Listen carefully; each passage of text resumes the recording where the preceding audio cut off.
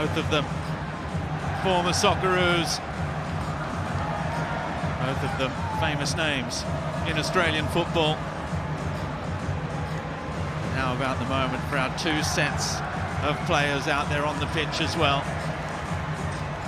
So many youngsters, teenagers in the starting 11s and on the benches for these two sides.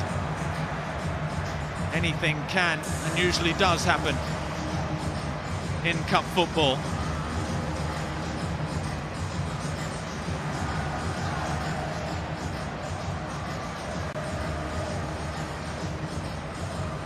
Jay O'Shea, the oldest player in the Brisbane Roar squad, as we have a look at the lineups then. And for Steve Corica's Sydney FC, just 3 changes, all of them in defence, and 2 of them enforced with late injuries to Jack Rodwell and Joel King. They're replaced by new signings, Jordan Courtney-Perkins and Gabriel Lacerda, the Brazilian, who come in, while Ryan Grant also returns at right back. In midfield, 20-year-old Corey Holman is paired with former Brisbane player Luke Bratton, while up front Joe Lolly and Robbie Mack will be looking to set up Pat Wood, who could become just the second player to score in every single round of the Australia Cup if he hits the back of the net this evening. Jordan Courtney-Perkins there, just 20 years of age. He spent last season back in Australia on loan with his hometown club, Brisbane Roar. He actually made his debut for Brisbane in a 2-0 win over Sydney FC in the Australia Cup as a 16-year-old back in 2019. Now, for the first time, he wears sky blue against his former club. For Brisbane Roar and Ross Aloisi, his side overcame the Melbourne Knights 1-0 in the semi-final. Just one change from that side. Henry Hall returns from suspension in midfield. He replaces Carlo Armiento, who misses out with a quad adductor strain. New signings, Joe Coletti and the Frenchman Florent Berenguer, partner Jay O'Shea in the middle of the park, while up front, 18-year-old Tom Waddingham has scored 3 in his last 3 in the Cup, including that goal to win the semi-final against the Knights. Jay O'Shea is the oldest member of this Brisbane Roar squad, and just like Jordan Courtney-Perkins, he made his debut for Brisbane Roar in that same cup game against Sydney FC 4 years ago. He was top scorer last season in a Roar side that struggled to find the back of the net. 6 of his 9 goals came from the penalty spot. And that meeting between the two sides in 2019 was the first ever cup meeting between the two. It was the 50th match between the two sides. They met again in 2022 in the quarterfinals, and it was Sydney FC that got the win by 1-0. Steve Corica has never won the Australia Cup. He lost a final with Marconi back in 1992 in a match against Adelaide City, an Adelaide City side that happened to feature Ross Aloisi, his opposite number, this evening. The Australia Cup, the only domestic trophy to elude Steve Corica. Ross Aloisi has his winner's medal somewhere tucked away back at home. He spent 4 years as assistant coach of the Roar before heading to Japan with Kevin Muscat at Yokohama F. Marinos, a championship winner there. He returns to the top job with Brisbane Roar. Ben Abraham referees his first Australia Cup final, having been an additional assistant referee back in 2019.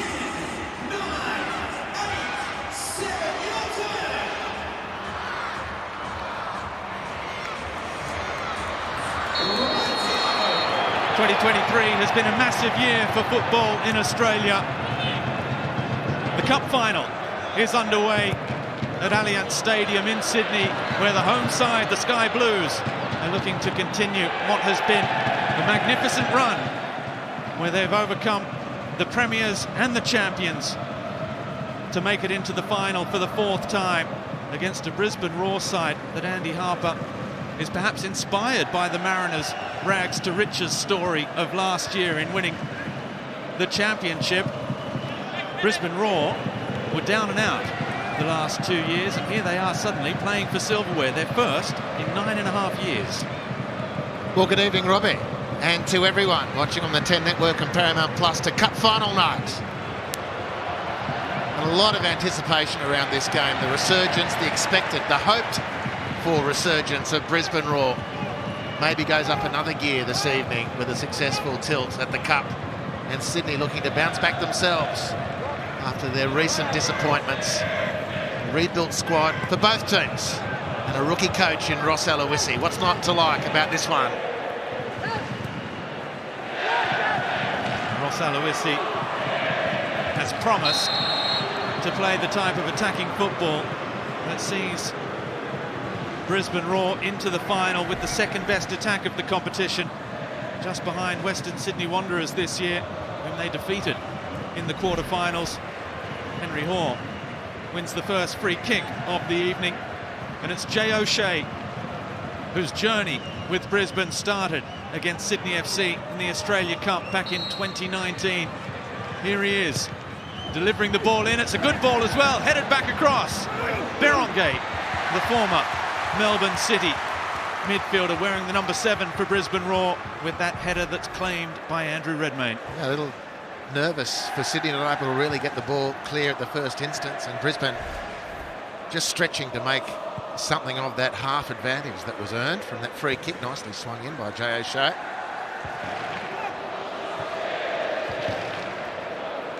There is Gabriel Lacerda looking with the big raking ball forward towards Robbie Mack, the Brazilian, who's just signed. He makes his first ever start for Sydney FC, having come off the bench in their semi-final victory over Melbourne City, last season's premiers, where Joe Lolly got on the score sheet for the first time in this campaign. 1 goal, 5 assists for the Englishman. Joe Lolly, who wears the number 10 shirt on the right wing for Sydney FC. Here he is with the little touchdown. And Joe Coletti breaks up play. There'll be a throw for Sydney FC and Ryan Grant. There is Joe Coletti, who spent last season in Japan with Tolichi City Football Club. Japanese mother, Italian dad, Australian-born Joe Coletti. Here he is. Started his career at Brisbane Roar as part of the new policy of Brisbane Roar under new CEO and operations managers Kaz Patafta and Zach Anderson. They've moved the club back to Suncorp Stadium this season, and they want to play with Queenslanders. They certainly are carrying the hopes of the state after defeats in grand finals this year for Queensland clubs in the NRL and the AFL. Perhaps it's third time lucky for Queensland. It's a long ball from Grant over the top for Pat Wood, who's been in excellent form. And he tries to scoop the ball over Macklin Freak in the Brisbane goal, who was caught a little bit in no man's land. There's a good half chance for Sydney. Nice ball over the top from Ryan Grant, and a good foot race between Paddy Wood and Scotty Neville. I think Pat Wood just couldn't quite get clear enough. The instinct was right. He'd sensed the goalkeeper off the line. So to lob it over Macklin Freak was a good option, but just couldn't quite get that extra edge of space to really nail the chance. Clash of heads on the sideline there between Ryan Grant, who's nicknamed Rhino. May have been some advantage in that challenge. Louis Zabala, who played at right back and midfield the last 2 seasons, breaking into the Brisbane Roar lineup. He started every single match of this cup run at left back. Shows his versatility as Nikola Mileusnic tries to break away down that right-hand side. Aloisi there, he says he learned so much coaching under Kevin Muscat at Yokohama F. Marinos last year. This is his first head coaching role, and he wants to bring his attacking principles to it. The cutback from Mileusnic, cut out by Corey Holman, who's keeping Max Burgess out of the side. Berongate That's intercepted by Bratton. Who actually played the last time Brisbane won a trophy for Brisbane back in the grand final in 2014. There's a bit of shirt pulling on there, and Pat Wood has won the free kick off Tom Aldred. It's well done again from Pat Wood. It's super work from Caceres actually to retrieve that situation.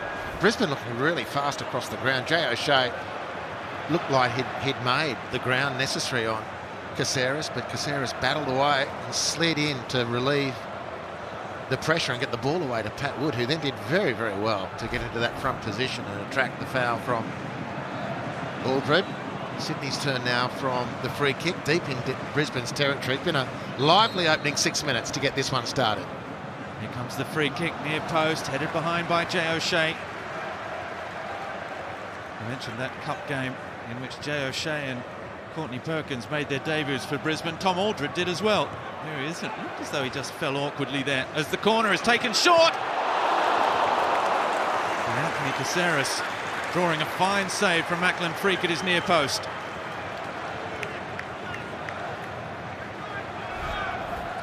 A short corner taken.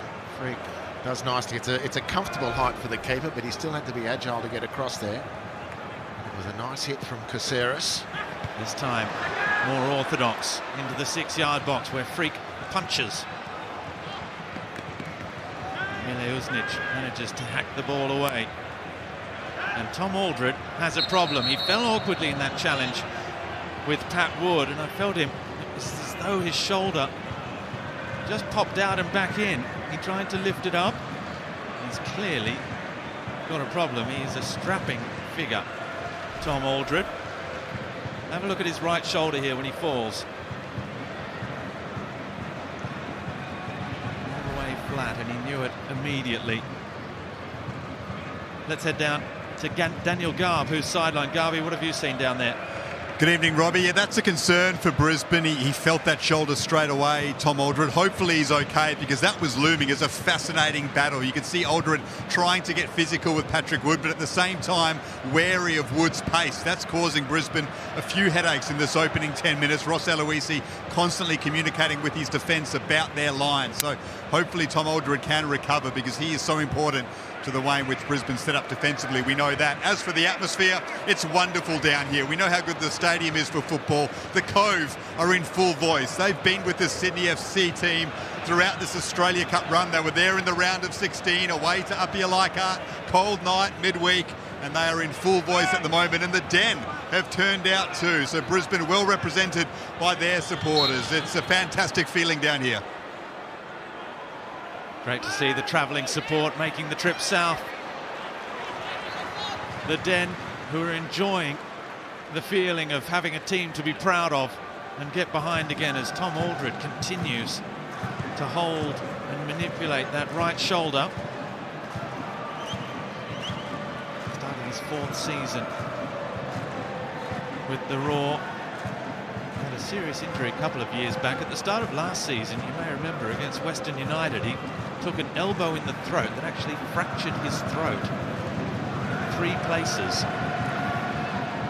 And there was some concern that he may never be able to talk again. So he took a couple of weeks off so as to avoid getting any more knocks. He's perfectly healed, and I spoke to him yesterday, so he can still talk, which is important for a central defender as well. It wasn't ChatGPT. Sounded like him. Well, I mean, we can be light about it. It mightn't have been so. Had he not looked after himself. Scare, I think.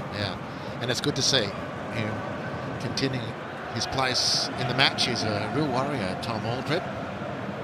Just think back to the Robbie Fowler days. It was Tom Aldred and Jay O'Shea who were brought to the club by Robbie Fowler. And still here and serving the orange and black. Doing so very well. Both players of the year the last 2 years, O'Shea and then Aldred last year for Brisbane. Difficult years though they may have been. Henry Hoare getting the better of Ryan Grant, but concedes the throw. Much expected of Hoare this year, the likes of Hoare, Coletti, Armiento, who's been excellent in this cup run. There is Coletti. Brisbane youngsters with the chance to make a mark in their home team. Not to mention the likes of Tom Waddingham, just 18 years of age. O'Shea for Berenguer, the Frenchman who adds a touch of class in the middle of the park since joining from Melbourne City. O'Shea was looking for Mileušnic's run there. It's just gone out of play. It'll be another throw for Sydney FC, and Pat Wood is looking to take off quickly. A long throw, wrestling with Neville. A little bit fortunately. Scott Neville, who makes his 100th appearance for Brisbane Roar in all competitions this evening, comes away with the ball. The pressure from both teams is really good this opening 11 and a half minutes. Great speed in the game. Players' touch was good. The passing is at least looking to be incisive. For the most part, it's worked, but those really aggressive passes that haven't quite come off yet, it's only been because it's well defended. Both teams looking in great early stages here of the Cup final. We spoke a lot about the legacy of the Women's World Cup, but fantastic playing pitches all over the country is one of those legacies. Sydney Football Stadium, the teams have already said how much they love playing here. You can see the confidence in the passing as Berenguer gets it wide for Mileušnic, the flyer, the cutback. There were 3 orange shirts looking for the cutback. Waddingham was making the run to the near post, but it was read perfectly by the 20-year-old Corey Holman.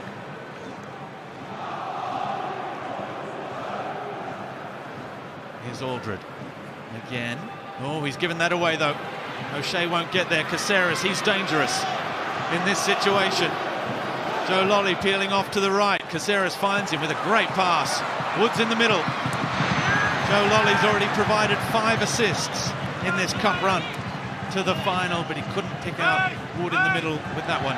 Well, from a very athletic foundation, we've seen either end of the field in the last swing moments, the incisive pass that's been missing. Firstly, Jay O'Shea's upfield ball was magnificent for Brisbane, and then that crossfield pass from Caceres to open things up for Sydney, just mouth-watering.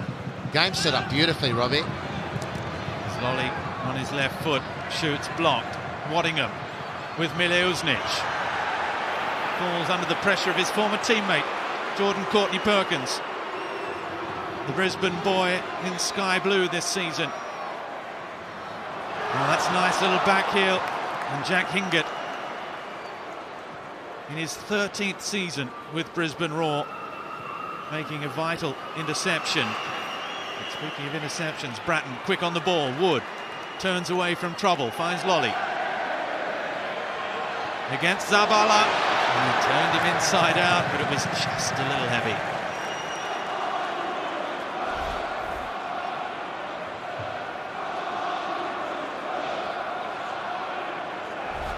O'Shea looks set for playing this holding role alongside Joe Coletti.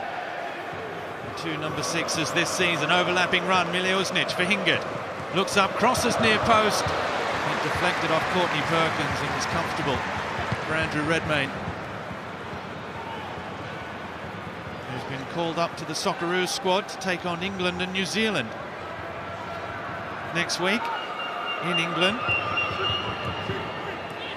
The Subway Socceroos playing for the Soccer Ashes Trophy on Tuesday the 17th of October. And if you want a quick flight over to England, you can get your tickets at thesocceroos.com.au for that one. Of course, you can catch all the action right here on Network 10 and Paramount Plus.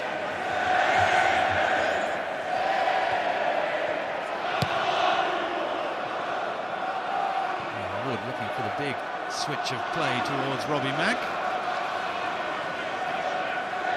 6 goals last season for Robbie Mack, who continues to represent his country, Slovakia, and get on the score sheet as well in international football.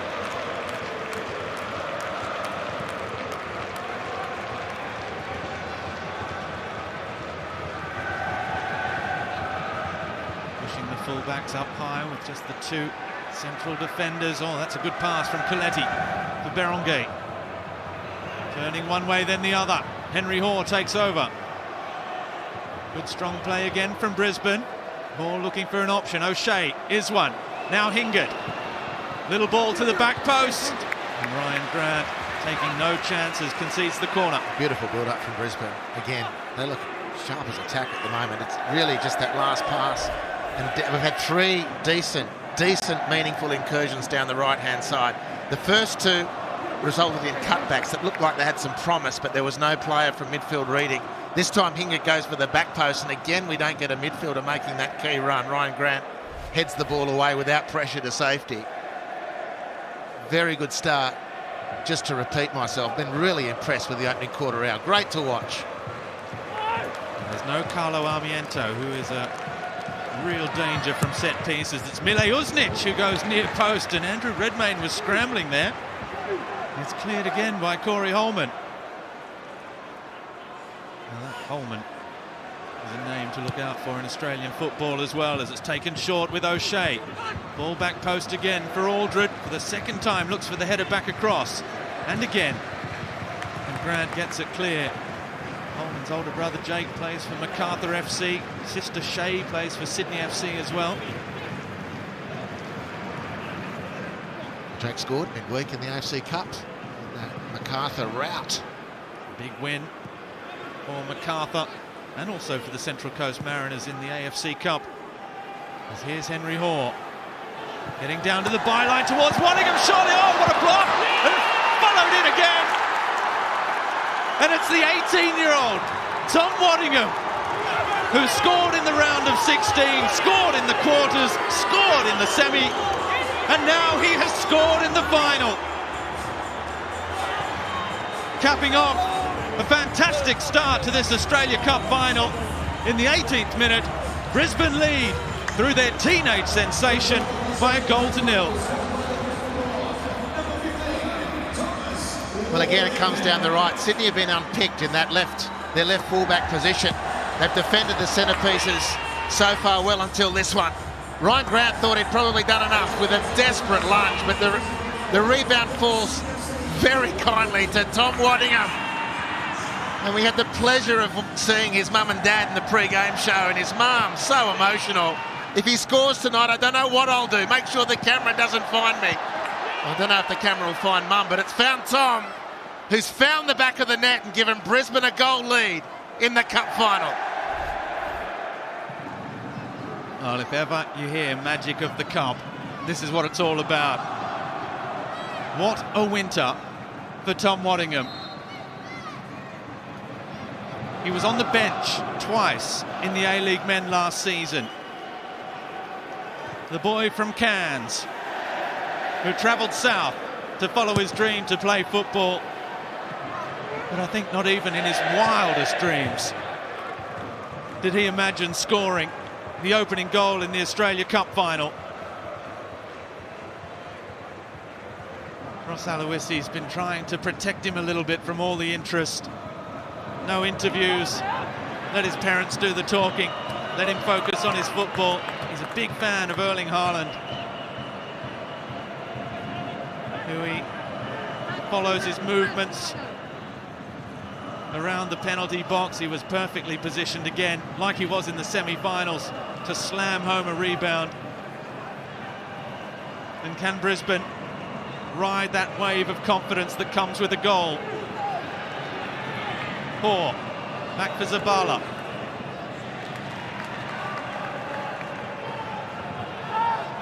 Brisbane on top. O'Shea's cross.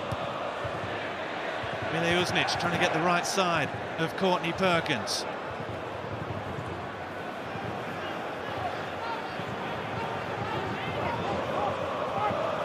Sarah stepping up alongside Wood to keep the pressure on and try and force Brisbane back.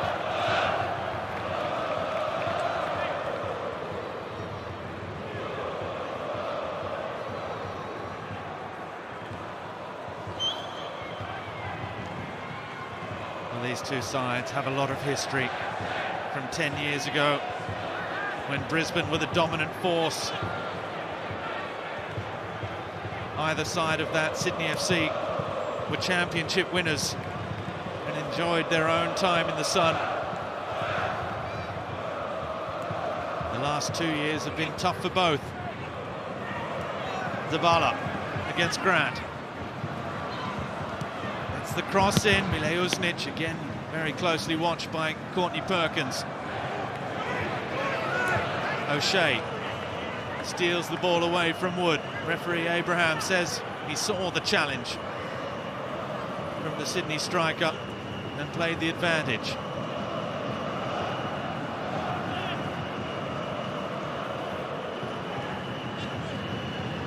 He's playing with 5 up front when the fullbacks get forward for Brisbane. Roar and Berenguer playing very attacking. Centrally to shoulder Waddingham. Zabala finding space down the left-hand side now. O'Shea and Berenguer back for Jay O'Shea. The 35-year-old Irishman crosses again. Cleared by Gabriel.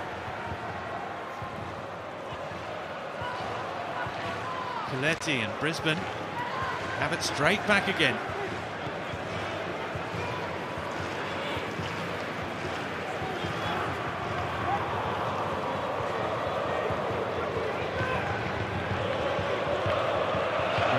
His first start in the competition at right back tonight after Keely Adamson filled in at right back in Sydney's previous matches.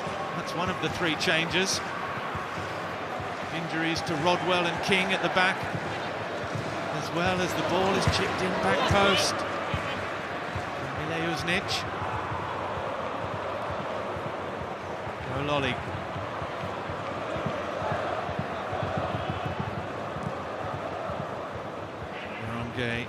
With O'Shea. Or little touch off for Zabala. Berenguer again. Keeps it alive. And now Coletti. For Brisbane, then Adelaide.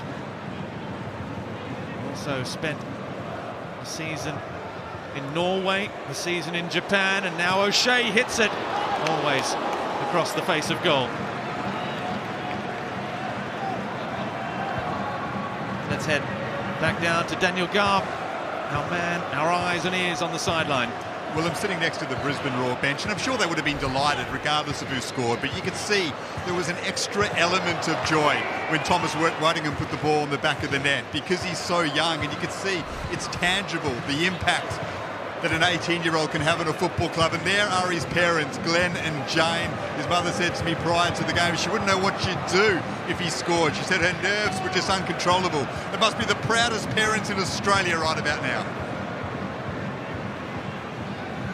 Proud as punch. Well, they might be. 18 years of age and living the dream. Another even younger on the Brisbane bench, Quinn McNichol, whose dad was a NSL player back in the day and who scored in the round of 16 against Sydney United to become the youngest ever goal scorer in the history of the Australian Cup. Quinn McNichol at just 15 years of age. He's on the bench this evening as well for Brisbane.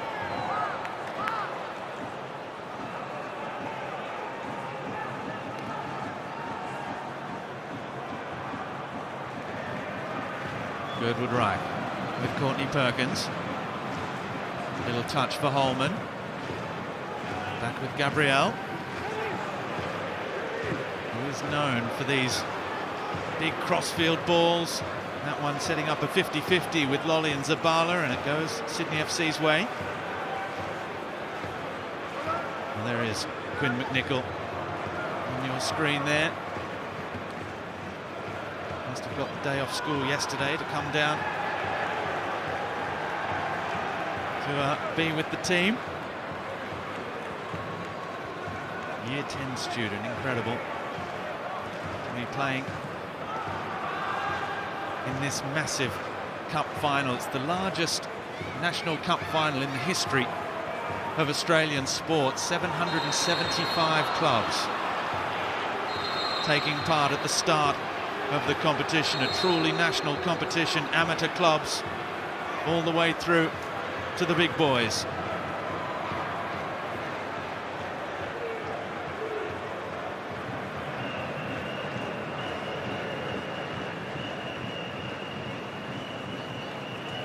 They've got a problem here for Henry Hoare, who was caught by high boot on the inside of the ankle there from Anthony Caceres, who apologised immediately. The referee has said that there's no attention needed for Henry Hoare, so he can stay on the pitch, but we've had a really long little break.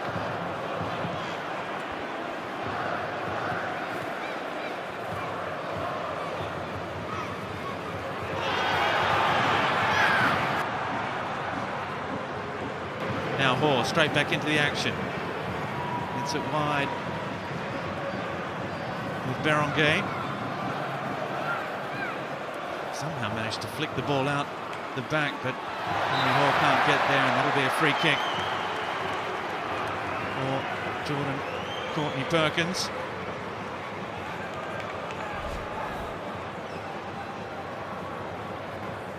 I just think as really over the moon as Ross Aloisi would be entitled to be at the moment, given the start. His team fouls like that just gives Sydney the breathing space that he doesn't want them to have. I mean, they're totally suffocating Sydney at the moment, running pretty much all over them. Again, it was Gabriel's big crossfield ball that was picked off by O'Shea this time. Zabala back for O'Shea, shooting position, little ball for Hoare. And he just saw his eyes lighting up inside that far post, turned behind, another corner. On the canvas for Sydney, really on the canvas at the moment. Our senior players need to get hold of this. But they're just finding it really difficult to track the Brisbane runners, to stop the ball movement. When they get the ball, they're being suffocated by the orange blanket.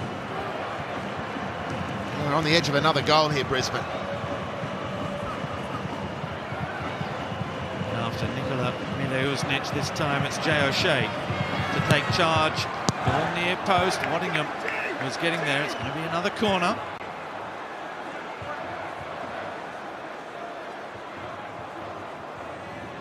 The fourth corner for Brisbane. 4 shots to 2. One on target for both sides. O'Shea again, all blue at the near post to head the ball away. Mileusnic. O'Shea for Hoare, drives the ball across the face early, and a diving Andrew Redmayne punches it away. Now can Joe Lolly launch the counter-attack? Just couldn't get it out from under his feet. Zabala all the way back to his goalkeeper, Macklin Freak. Hingett is able to just run the ball up towards the halfway line. Holman as well. Now Neville should have tried to keep that in play if he could have, perhaps just deciding to use the time for the throw-in to get back their structure. Bratton with Courtney-Perkins. Outside for Lolly, who can cross first time towards Wood. Great defensive header from Aldred. Now Grant, under pressure, shadowed by Henry Hoare. And they've turned it over. Oh, but not for long. Poor clearance, Caceres bursting forward. Great tackle from Scott Neville. And his teammates congratulate him for it. There's a huge sense of anticipation from the Sydney fans as Caceres started the game in good touch, fine player, threw in on goal like that, and they were fully expecting a chance to be goal bound. But Neville slides in brilliantly. Excellently timed tackle from Scott Neville.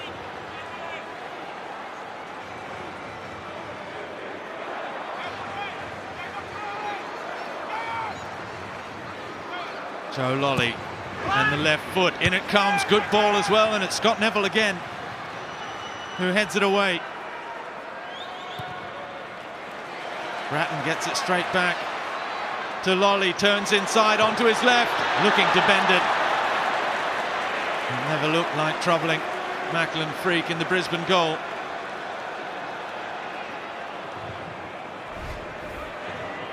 No, this would have been exactly the call of a senior high-quality player.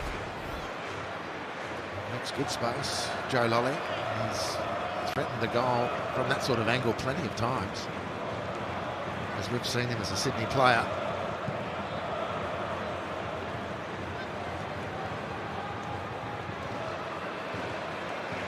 Six goals last year for Joe Lolly. Robbie Mack on the other flank got 10. And Adam Lafondra, who's not here anymore, was the other big goal contributor to Sydney FC, who have lost Bobo and then Adam Lafondra in consecutive seasons. They brought in a Brazilian who's on the bench, a big striker at 6'4", 1.90 m. In Fabio, who's not yet fit enough to play for 90 minutes or 120. Always O'Shea, one number 26 on another, is just clattered in to Luke Bratton.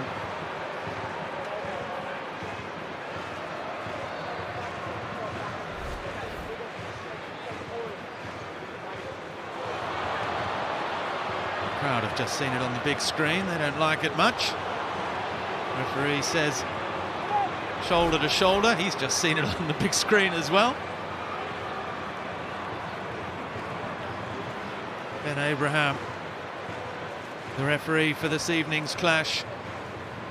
It's a special way it works for the referees of the Australia Cup final. You can only ever referee at once. It's part of it being an honour for the referees. Everyone will get a chance if you deserve it. There'll be no one referee that does it for 5 or 10 years. It's a special moment in the career of these players, and also the man with the whistle, or woman with the whistle in the middle, as it can be.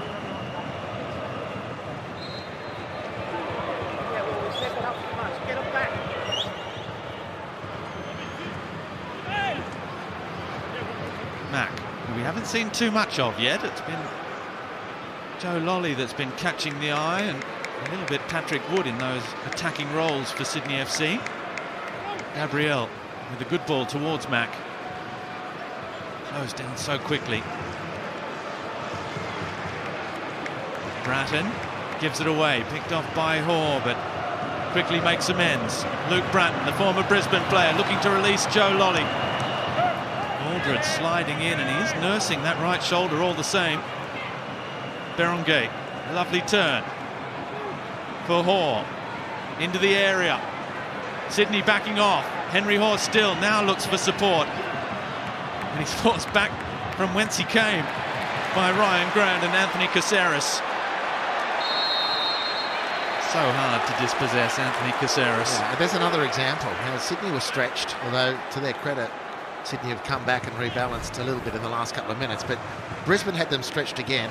Henry Hoare just his one-on-one attack didn't come off, but to concede the free kick so cheaply after that, when you consider again just how difficult it's been for Sydney to retain possession, because Brisbane are all over them, and they just let that pressure off. This will be something that Ross Aloisi focuses on, I'm sure, because the evidence certainly to start this game is it's out of the gegenpress book, isn't it? It's let's go for it. As soon as we lose it, we're straight onto them. If they're good enough to get through us, we'll believe it when we see it.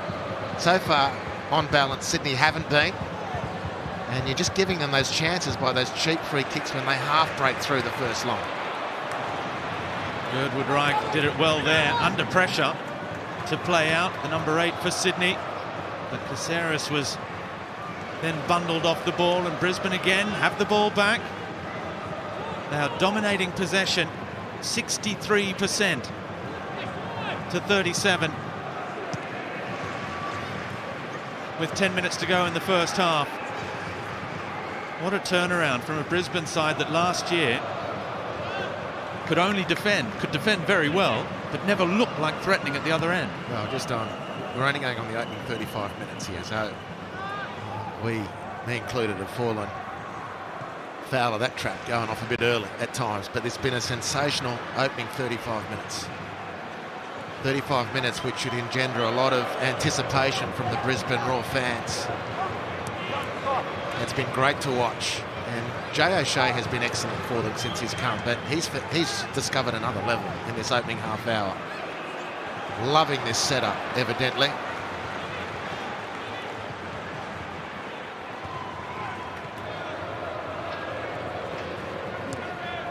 And in our defence of going off a little too early, which is our right as commentators, of course, Andy Harper. They do have some runs on the board.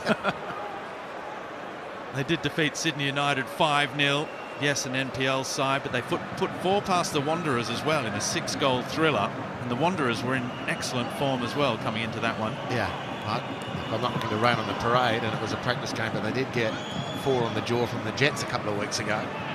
I'm just going on the opening 35 minutes. It's been exceptional from Brisbane against a very good opponent. For the first 15 minutes, it was both teams really edgy going at it. Sydney had been forced out of it basically since that point. They've, like I said, the last few minutes been able to rebalance themselves. But there's no rest for them. Here's Berengay now.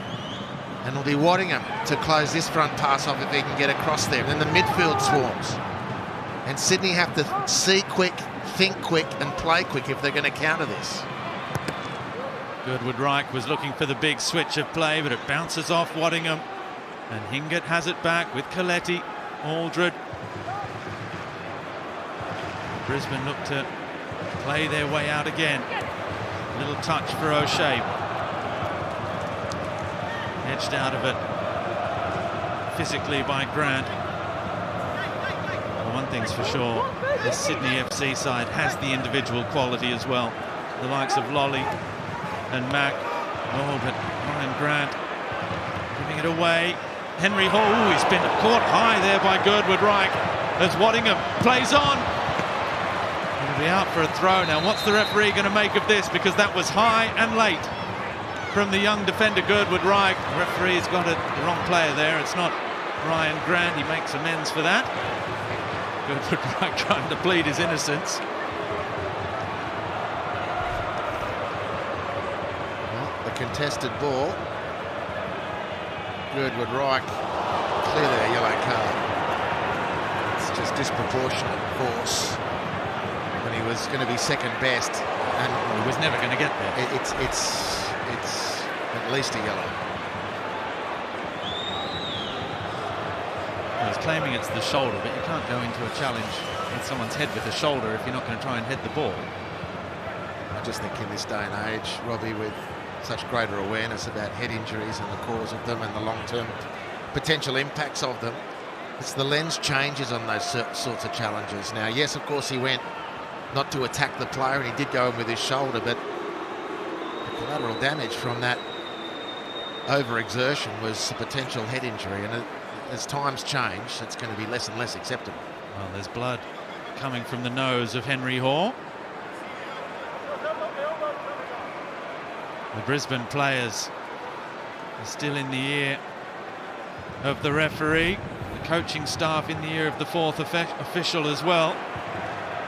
Well, no matter how many times we see it, it hurts every single time. Ross Aloisi, who's got a bit of a reputation as a bit of a hothead. Didn't like that one. He's very protective of his players. He's very close to his players. That's often the case for someone who is for so long an assistant coach. Let's head back down to Garvey on the sideline. What can you see down there, Daniel?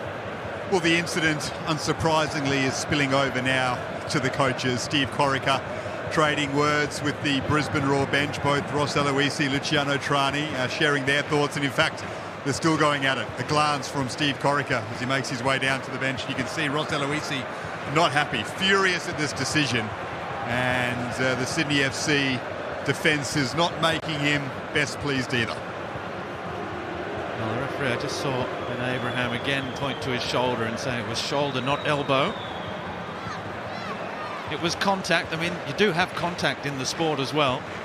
And Girdwood Reich certainly looks a composed and quite technical central defender, or central midfielder as he actually is by trade. He's helping out in the centre of defence at the moment.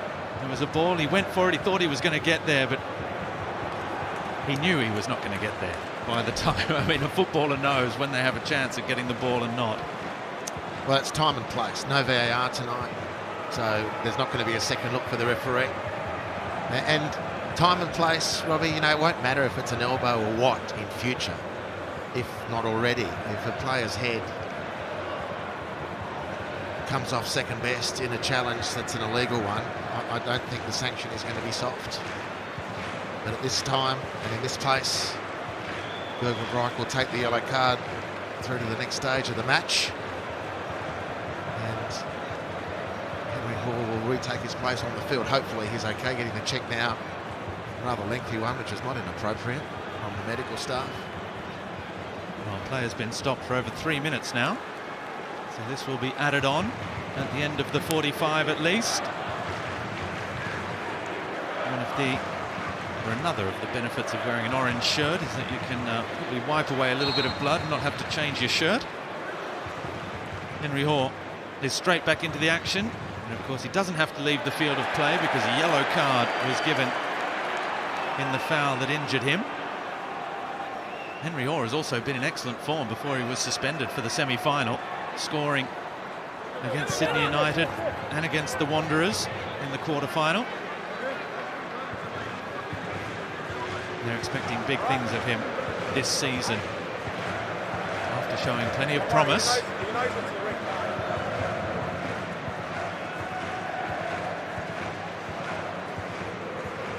And here he is on the ball as Mileušnić takes off down the right flank.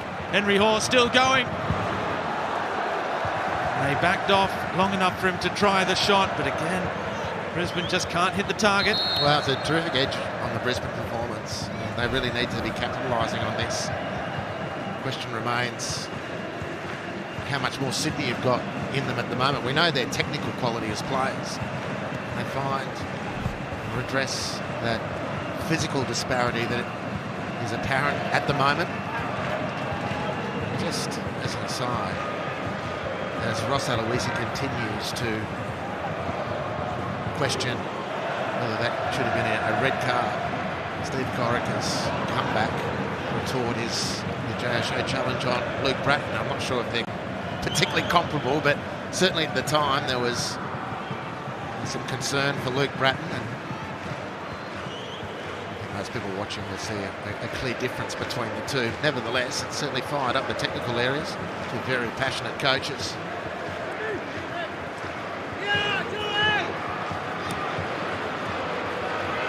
Here goes Mack. Oh, good ball for Wood into the area. Patrick Wood trying to turn it back onto his right foot. And Tom Aldred stands tall in the challenge. Bratton has it straight back for Sydney. We're in what would be the final minute of the first half, except we're going to have a few minutes of stoppage time. But can Sydney finish the first half on a high?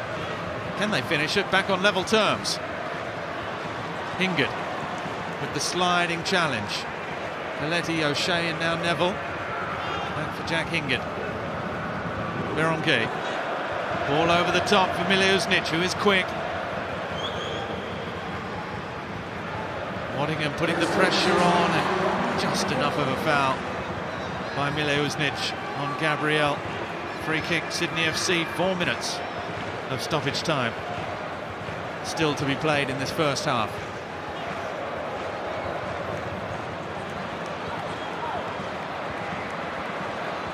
The sprint statistics for both sides and the sets of forwards as well in this first half will be something to see. The intensity has been there as Robbie Mack just goes without the ball, and Hingard looks up, there's nobody there. just tries to win a little bit of time and territory. Woodward Reich. Whistles from the Brisbane fans. To the young Sydney number 8. Lolly, the cross! And at the near post, Pat Wood just puts it the wrong side of the post, and that's as close as Sydney have come as Tom Aldred asks for more attention to that right shoulder.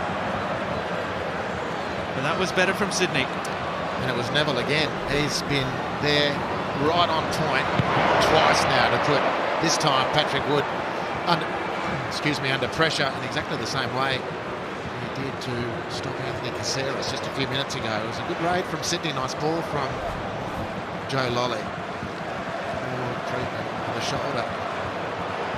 He needs to be challenging their Kaiser. Franz Beckenbauer famously played through that World Cup match with his arm strapped to his chest, and more recently, more locally, Dave Carney for the Socceroos played in the Asian Cup with a busted wing. Come on, Tommy Aldred. Oh, it always turns my stomach trying to see his shoulder put back in place. Failing that, of course, they can get the Mel Gibson movies up in the dressing rooms. But playing with that sort of discomfort is significant, right? Well, he tried to lift his arm for offside, which was certainly a tight one, and as soon as he did, it looks like the shoulder popped back out again.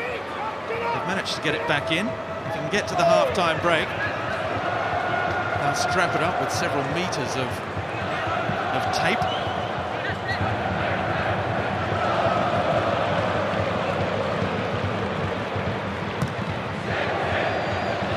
Now Hoare, Berenguer, a little touch, trying to dink it through towards Mileušnić. Berenguer still, no foul, says the referee. There might be one there. He didn't get it his way, then he hacked down Bratton.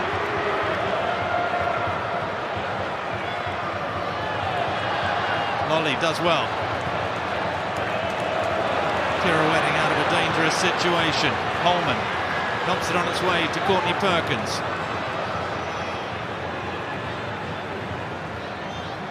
What a match to make your first ever start for your new club in. For Courtney Perkins, for Gabrielle. Holman again.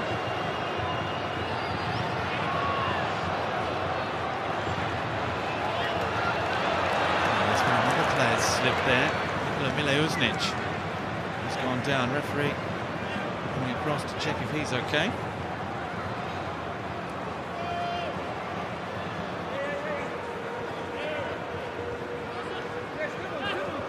Mileušnić, Tom Waddingham, Jay O'Shea, Tom Aldred, Hingett. So many of these Brisbane players have played every single match, have started every single match of this cup run. O'Shea finding Hoare in space. Outside Mileušnić, there's plenty to aim for in the middle, and he can't find any of them.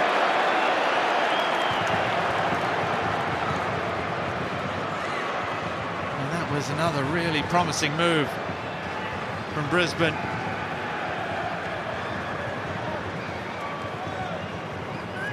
Great space in midfield. And Hoare slid the ball beautifully from Mileušnić. All their hard work done to the back. Well, there is the half-time whistle from referee Ben Abraham. Ross Aloisi against Steve Corica. Brisbane Roar against Sydney FC, and it's the 18-year-old Tom Waddingham who makes it 4 goals in 4. His first ever cup final, the biggest match of his career, and it took him just 18 minutes to find the back of the net. A couple of yellow cards, a bit of feeling, a bit of spice, and this one is perfectly set up. At half-time, it's Brisbane Roar leading Sydney FC by 1-0. And there is the Brisbane bench, now sending off their players down into the tunnel before they do a little bit of warming up. Andrew Redmayne is the last player to leave the field of play. A perfect situation so far for the visiting Roar side.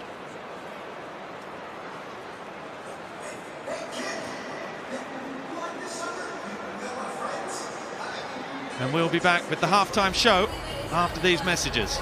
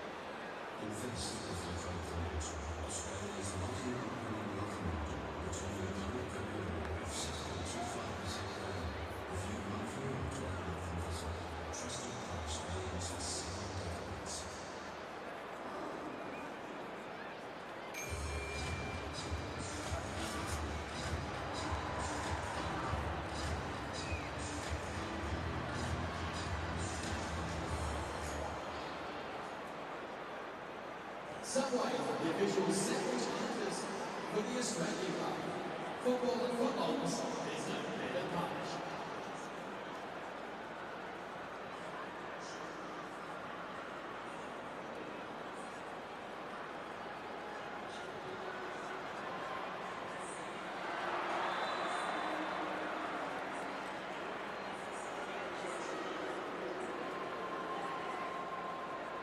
Spectators maximum points are retained in the field play or play green out and result in penalty.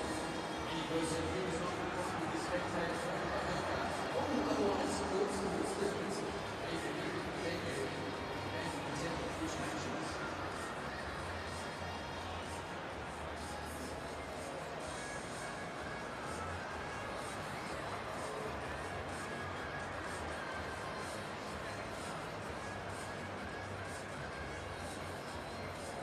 Please welcome up the Lions standing our half-time heroes, New Zealand Midfield Lions FC. Every football club, our football club, Lions FC.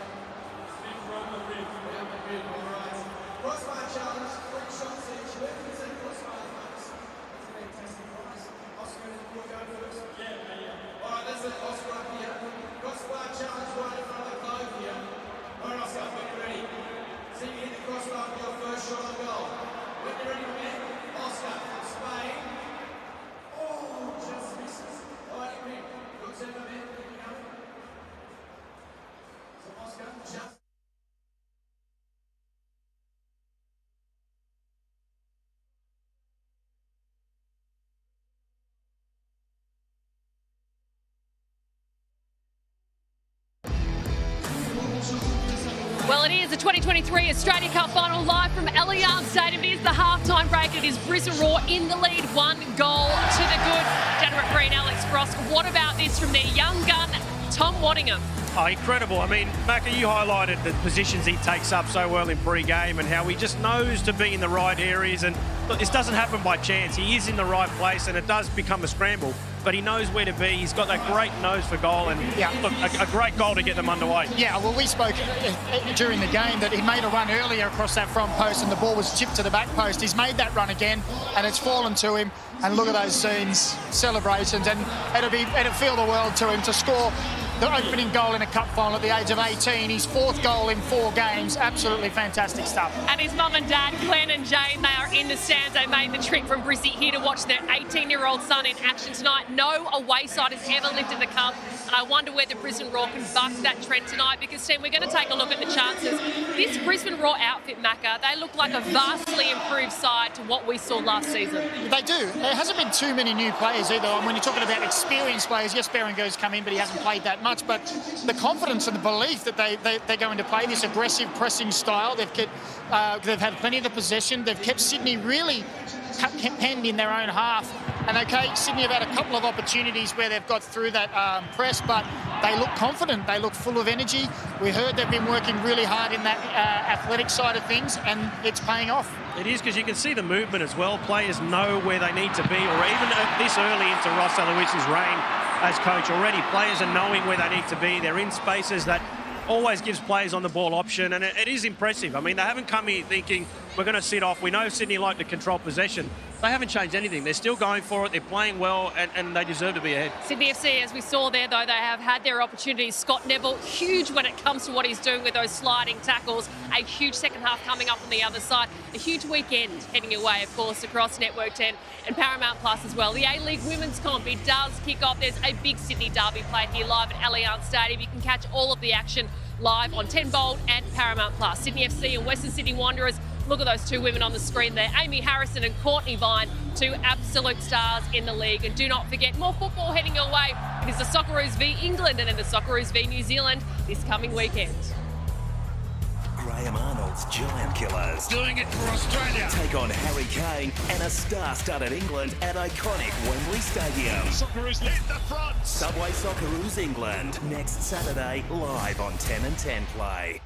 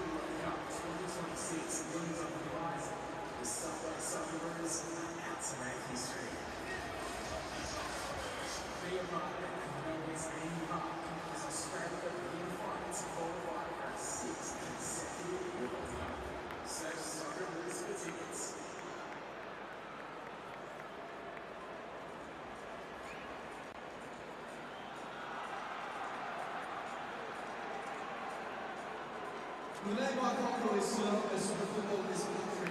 Decorated journalist covering the sport for over 30 years, Mike was inducted to the Football Australia Hall of Fame in 2011 for outstanding off-field contributions to football. Sadly, Mike passed away all too soon in 2017.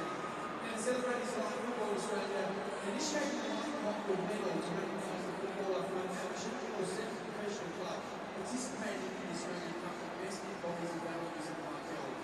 The game with dignity and respect it deserves, while providing that X factor to Australian football that Mike was so passionate about. It's great to have our winner here tonight. As we have the big stars in Adelaide. First of all, congratulations to the people of Australia that are around that now. Make you feel to know that you are this football in Australia. It's a great honour.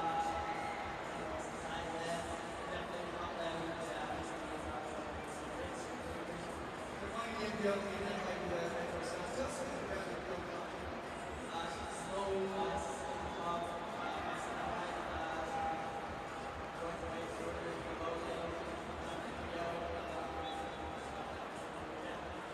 your way through the quarterfinals this year in that case. Melbourne City 11, 5 goals ahead. And all-time just a half day before you know it, you got that close. What's that lose been so bad? Yeah, it's a good run. We put a lot of work around the season, so it's not to that point. It was just playing some excellent plays and coaching stuff involved. Unfortunately, it's not late, but this is having Melbourne City come to your club, play your home ground, was a huge thrill for the whole club. Yeah, it was a huge turnout that we had at the club. I think they were well, and that's one. Haynes, congratulations on taking my football world forward.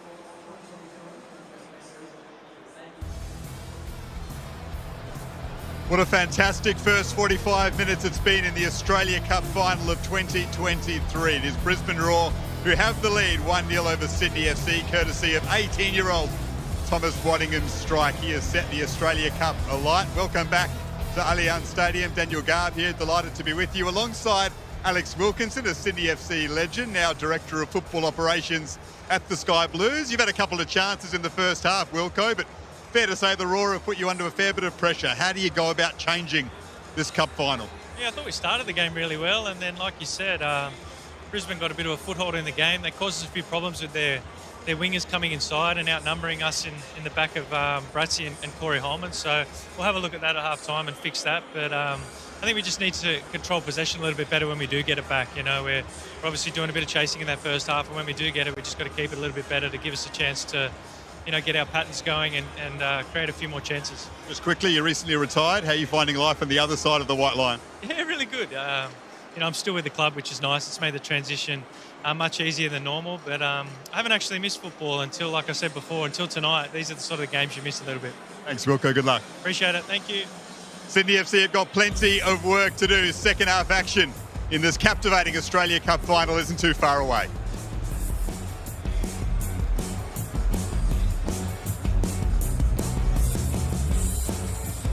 Well, the Brisbane Roar fans are certainly enjoying the show so far. It has been an excellent 45 minutes from the Queenslanders, who are making their way back out onto the field of play. And we'll look to see if there are any changes. Certainly both sets of substitutes were out warming up at half-time. Not so easy viewing for Sydney FC fans. Tom Aldred has clearly had that shoulder heavily strapped, and he's forgotten his captain's armband by the looks of things. There's been so much work going on that shoulder. Have to ferry out the captain's armband as soon as possible for him.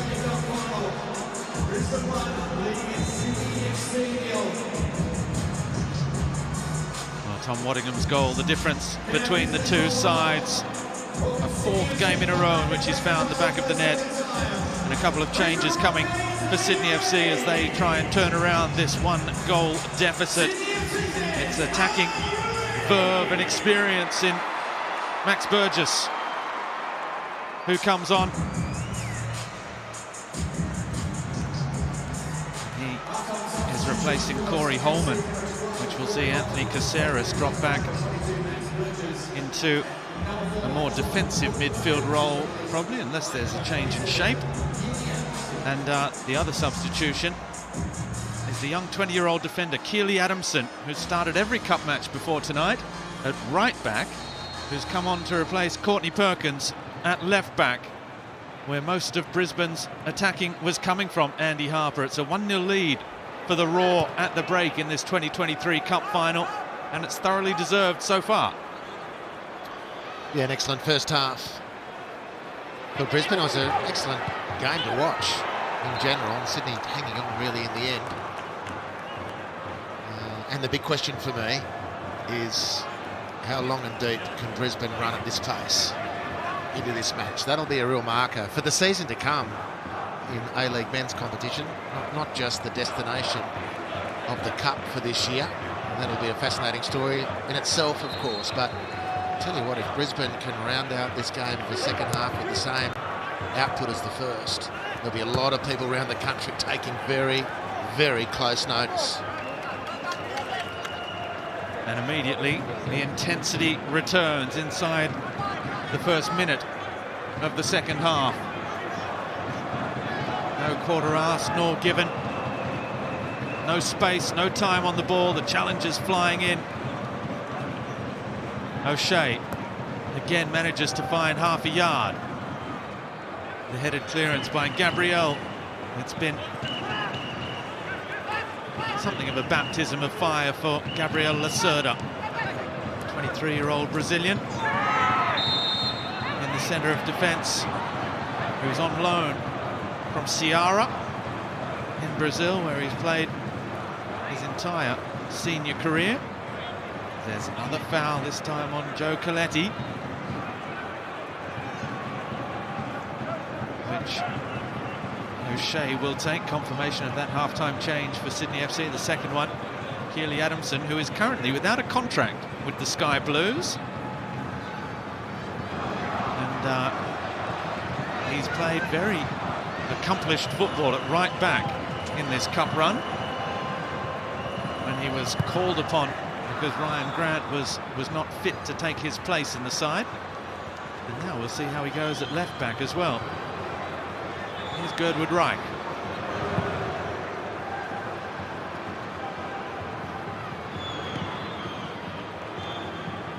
May not have been playing today, Girdwood Reich. Oh, that's good strength from Waddingham. Just shrugging off Girdwood Reich. The battle of the strapping youngsters, but the flag was up for offside. Gabriel for Adamson. Goes down by Mileusnic. And Berenguer looking to put Redmayne under pressure. Andrew Redmayne, who spent 2 seasons at Brisbane. Luke Bratton, a former Brisbane Roar player. Courtney Perkins, of course.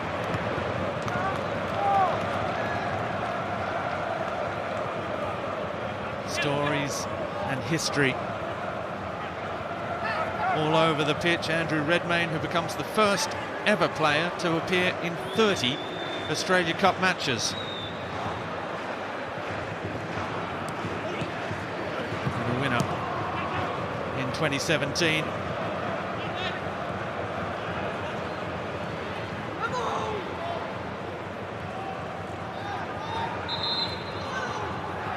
Throw goes Sydney FC's way.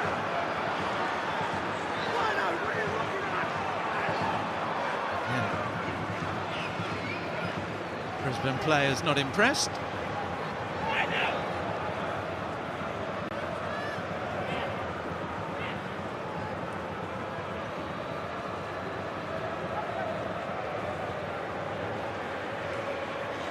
Sydney just with a little opportunity to build again, but you can see Berenguer stepping up to make it a front 2 or almost a front 4 with Mileusnic and Henry Hoare, as well as Waddingham putting Bratton under pressure. Hingett's done brilliantly. Mileusnic, touch was just a little heavy. It was well read by Caceres. Here's Bratton, and Hingett just letting him know that there was a little too much spice in that challenge for Jack Hingett's liking. Oh, as Robert Mack goes without it. And I think Robert Mack probably had Scott Neville there. Just a beautiful body feint. And then, unfortunately, for the sake of that attack, couldn't retrieve the ball.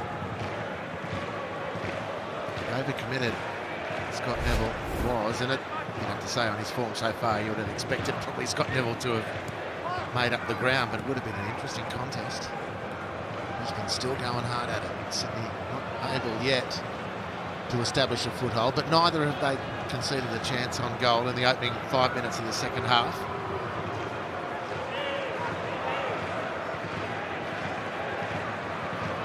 Gabriel again with Girdwood Reich. Rare touch since coming on in that 5 and a bit minutes for Max Burgess. Just looking for his place in the attacking third. That's a good ball over the top from Caceres. for Lolly.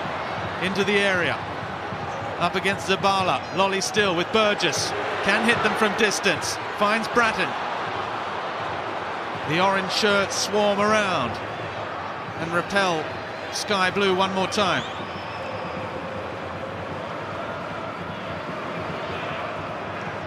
Burgess again, whose season finished in such disappointment with a red card in the finals that proved so costly for Sydney FC, but he had a good season, Max Burgess, including that winning goal in the derby.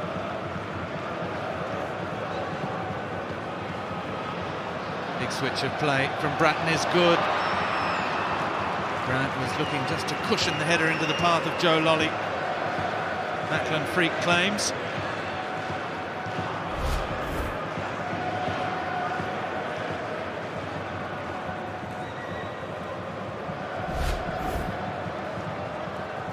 Barangay did very well to come away with the football at first, then he gave it away with a very ambitious back heel.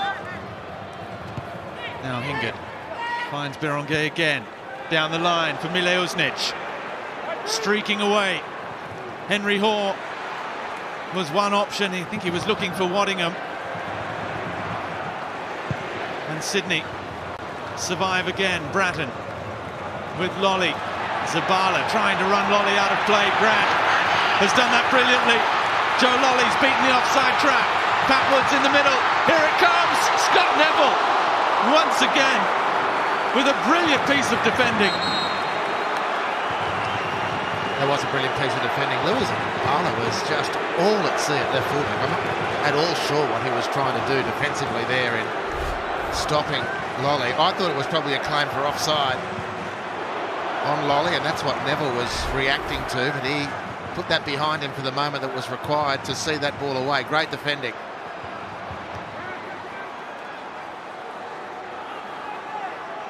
Bratton again. Sydney FC on the front foot. Caceres. Look at all the sky blue shirts in the box. Lolly comes inside and lets fly with a rocket that was always heading high and wide. Well, it hasn't made the necessary adjustment since the similar effort in the first half. A good chance for Sydney to get back level. And Joe Lolly does look. I've seen it again. I still can't work out for the life of me what Louis Zavala was doing defensively there. I think it's pretty clear what Scott Neville was doing, and that's saving Brisbane's bacon. Again, excellent work from the now elder statesman, Scott Neville. Referee allows play to continue again. And that's a lovely pass from Lolly for Wood. Trying to use his pace and freak out quickly. All of a sudden, Sydney finding a bit of space. Will Brisbane be able to weather the storm? They're under a little bit of pressure. Will they be able to find space at the other end if Sydney commit numbers forward? Well, along with the speed of Brisbane's play in the first half was the perfect technique as well. That's just gone missing. Maybe players are getting a little fatigued, and technique does tend to suffer when players are getting tired, and just lost that edge technically to go with the speed of their play in the first half. Brisbane, and it's providing an opening for Sydney to look a lot more robust as a competing team.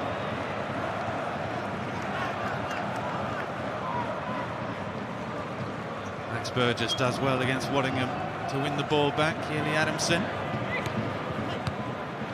His throw, and he found Coletti. Now O'Shea looking back for Mileusnic. He gets up and down that right flank. He could add a few more goals to his output. Mileusnic, as here he goes again. That's a lovely ball for O'Shea, who perhaps was fancying a shot at goal. He apologises for leaving the foot in there on Girdwood Reich. Well, that's an example of my last point. Jay O'Shea didn't miss a beat in that first half. Completely excellent. And started well the second half, but that's a really unusual, heavy first touch for him. And they had Sydney set there, particularly with O'Shea and his magic. But a heavy touch let Sydney off the hook. This is the slight difference between Brisbane in half two compared to half one. Redmayne forced long.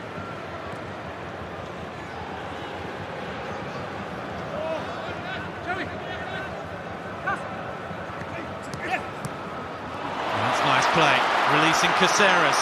And now Patrick Wood, who's so quick, he gets there first. Freak makes a good save. Lolly gets it for Mack. Took his touch around Neville, but not Hingert. Grant comes now. Caceres again. Gets in front of his man, Anthony Caceres. And Zabala just spotting the opening. Sticking a boot in there. Bratton with the big switch of play. Comfortable for Hingert. And Adamson with a heavy touch. Brisbane have to be careful here. They haven't been under this sort of pressure apart from the opening 2 minutes. And they resist. Caceres.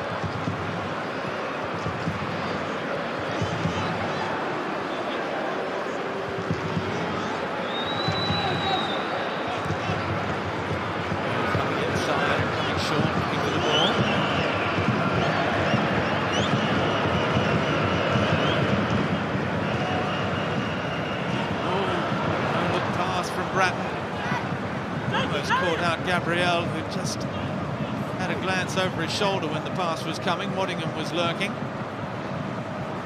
Here's the Brazilian again. With Adamson.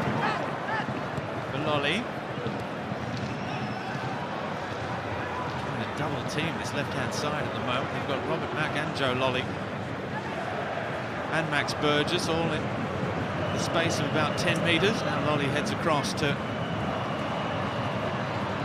balance up the team. Here he is. One promotion to the Premier League with Nottingham Forest. Says it was a career highlight, but is loving life in Sydney now. Joe Lolly whips the ball in for Pat Wood. Shot on the turn.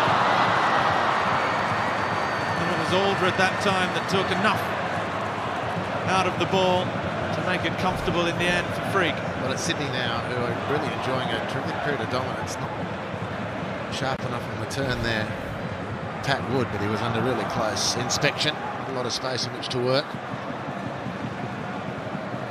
All the headaches are on the Brisbane bench now to reassert their authority in this game. The throw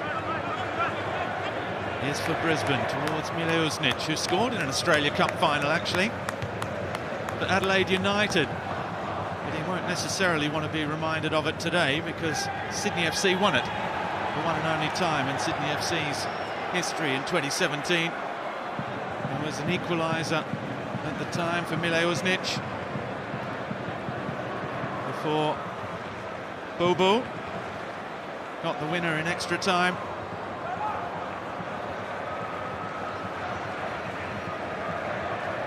Lost the final a year later when a certain Craig Goodwin was at the double. Oh, they've turned it over here. O'Shea looking for options. Doesn't need any. In the end, goes it alone, and it's well stopped by Redmayne.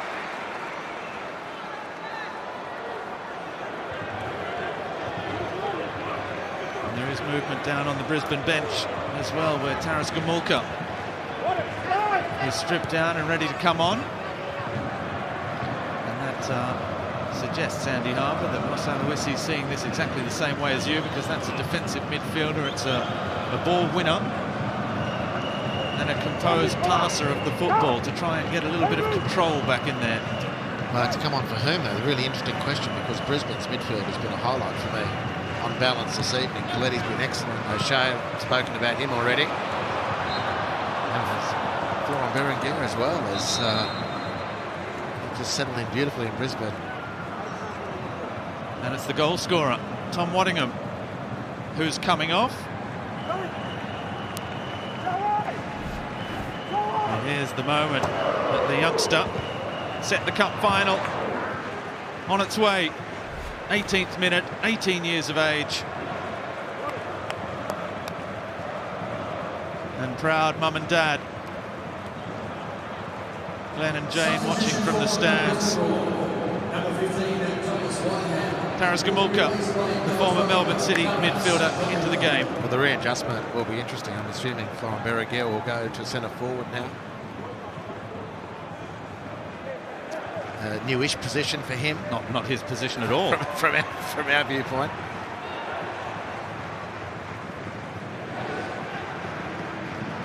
Well, this will be interesting Yeah. to see how the Melbourne City Player of the Year 2 seasons ago does in a rather unfamiliar central role, but they're under more pressure here. Neville with the block. The Sydney fans want it pinned for a back pass, but there's no way that was intentional. Well, it's looking very likely. He's been pretty prominent from a Sydney viewpoint for the most of the game. As here goes Robbie Mack down the left-hand side. A rare break for him. Into the box.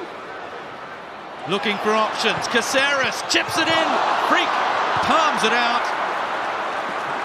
And Louis Zabala completes the clearance.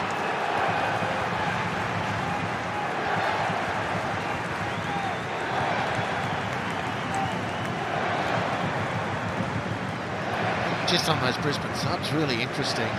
You look at who they've got still to come on, and Alexander Parsons, not a note at centre forward, but to have taken Berenguer out of midfield, I find a really interesting one. Here's Adamson. The discussion will continue in a moment because, well, Henry Hall has it for Brisbane, but at the moment it's Gomulka has replaced Joe Coletti's number 6 role, and here is Coletti in Berenguer's role, if you like. He's doing a fairly good impression of the Frenchman. Oh, that's a great ball for Henry Hall!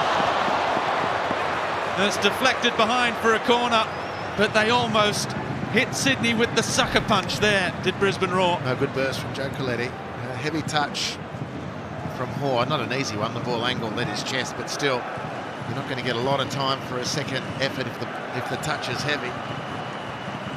Gilbert Reich did very well to nullify the space. The deflection has conceded the corner.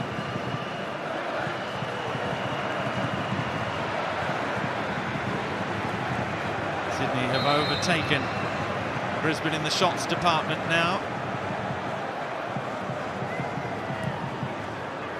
Berenguer. The move was there, but it wasn't well read, and Sydney looked to burst. Berenguer did well to hold up Robbie Mack, but now Caceres comes. Burgess had 3 players tearing down the left wing, but the switch just wasn't on. And Sydney FC have overtaken Brisbane in terms of shots at goal. They've also turned around the possession stats in remarkable fashion. We're just 20 minutes into the second half. They're back in front as here goes Mile Uznic. The flag's up for offside. He will head back down onto the sidelines with Daniel Garb as there are changes coming with Parsons and for Sydney FC, Fabio coming into the game. Daniel. It'll be Nikola Muljuznic making way for Alex Parsons. We'll wait and see the change for Sydney FC with Fabio Gomez about to enter the fray. And there is that change for Sydney FC now with Patrick Wood. So a straight swap up top for the Sky Blues. Tom Aldred, as we've seen, is soldiering on in the second half. The shoulder is no doubt hurting him. The Brisbane bench tells me it's just a minor sablex and he's okay. Didn't need to put an injection in or anything like that at half-time. He's fighting on. He is a warrior. At the moment, though, the momentum is with Sydney FC. Brisbane, though, have the advantage.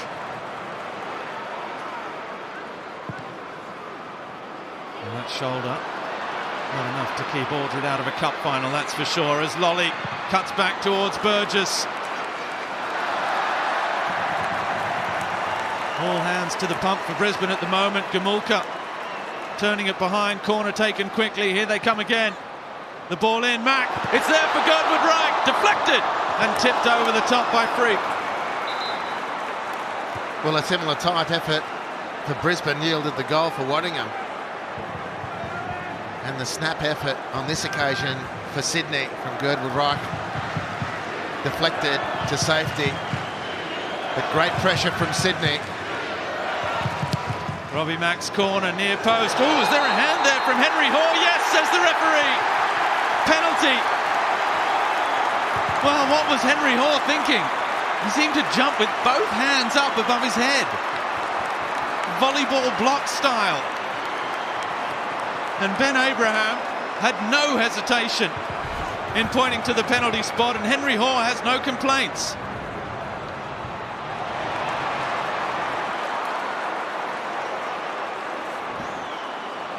Well, your volleyball analogy is really apt, Robbie. Zero doubt about this one.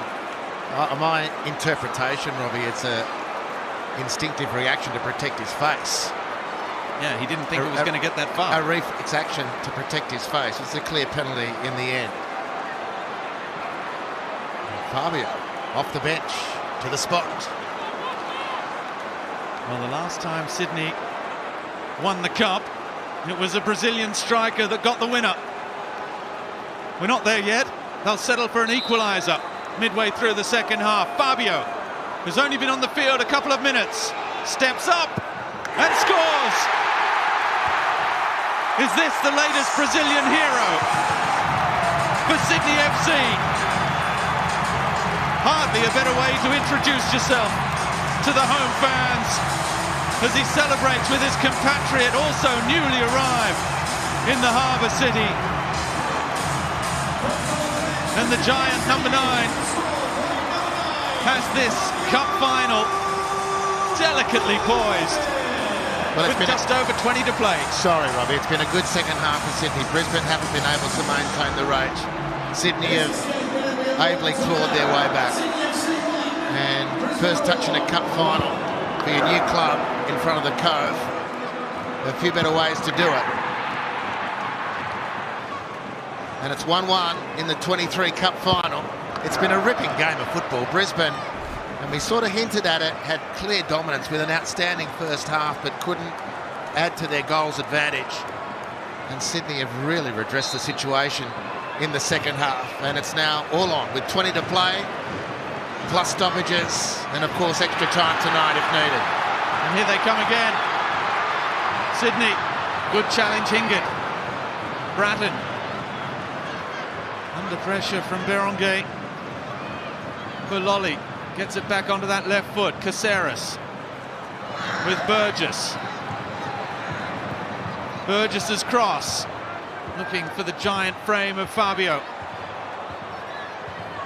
Bratton wins it straight back. He's starting to have a big influence against his former club as well. Robbie Mack growing into this final. It's cleared.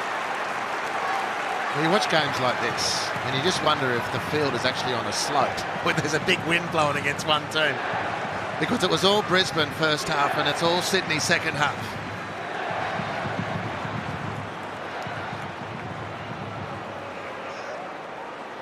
"26 years of age, Fabio, on the Harvey Norman replay here. Straight down the middle. On loan from Atletico Mineiro in Brazil. Is Aldred under pressure? He's had a series of loan spells. Vasco da Gama, Paços de Ferreira in Portugal, Juventude back in Brazil. He's also had a spell before that with New York Red Bulls in the MLS, where he scored 7 times. Parsons, who was at Sydney FC for 1 season last year, having left Brisbane Roar. It was a difficult year. In the end, he scored just 1 goal.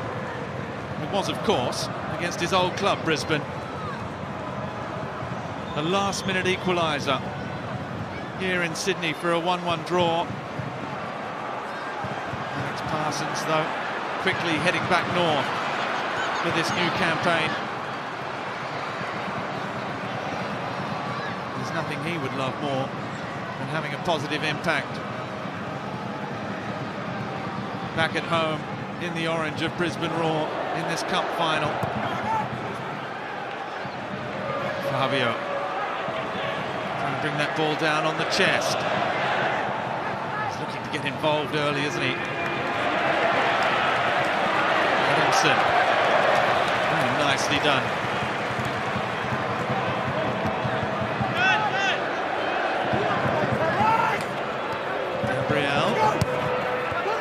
Burgess. He looks towards Fabio. It's cut out by Aldred. O'Shea under immense pressure.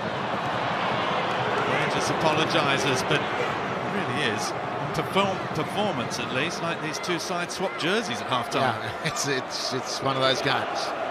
Brisbane just doing everything to hang on when that was Sydney's role in the first half.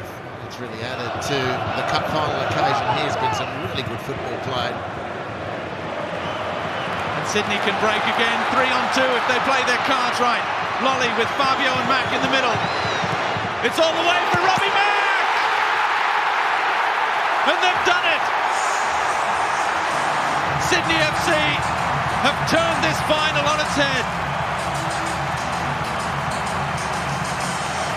With under 20 minutes left to play now, and a first half in which they just weren't at the races. They now lead 2-1, and it's Brisbane who are hanging by a thread. Well, the Harvey Norman replay will show a tiring Brisbane evidently, dispossessed in midfield, and Sydney flooded forward with huge verve, and it's the dynamic duo who combine again. It's a relationship 12 months old now, but Lolly to Mack, we saw it last year and we've seen it on cup final night to make it 2-1 for Sydney. Brilliant from Lolly, arrives on time does Mack. And it's now Brisbane who have to come from behind. Have they got it in them, the Roar? Or is that excellent first half of theirs now just a thing of memory? And it's another assist number 6 in this campaign for Joe Lolly. And well, those Brisbane fans might be worried. Andy Harper, you asked in the first half, how long can Brisbane keep up this pressing? We're getting, unfortunately for them, an answer that perhaps you suspected. Yeah, well, I mean, the context of the game. There's the cup final to play for, and the trophy, and a place in the AFC Cup next year. And they did enough in that first half, Brisbane, to believe. As here they come again with Fabio. They can match it, but they've really got to settle. And the question we don't know the answer to is physically how able are the coaches expecting them to be able to bounce back, because really that first half, and for Brisbane Roar fans, it was really excellent. There's a lot of hope can be hung on that. But that's for another day now. They've got a cup final to contest, and they're down 2-1, and Sydney showing all the signs at the moment of kicking clear. Lolly again, outside. Well, that's going to be a flag up. Grant should have gone for it. He was onside, I think. It was Burgess who was offside. He just wasn't sure. Let's head back down to Daniel Garve on the sidelines.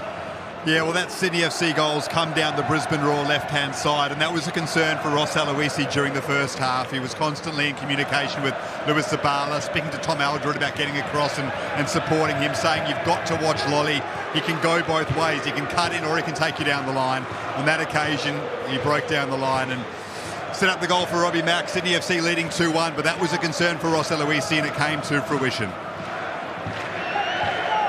Thanks, Garvey. Sydney FC right on top now. What can Brisbane do to stop the rod? Ross Aloisi did say yesterday, when speaking to him at training, that they didn't have a strength and conditioning coach until 4 weeks ago. Perhaps that as well. Always thought about coming and then stop. Perhaps the effects of that as well, because we talk about a rags to riches story, but they're very rare. They have to be built over time. You have to put the foundations in place and build up from there. You can't just wave your magic wand and suddenly have incredible fitness to go with all your attacking ideas.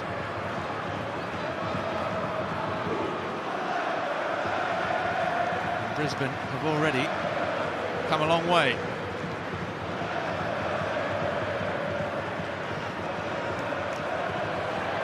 Caceres straight past O'Shea in midfield for Mack, who'll keep it in play against Hingard.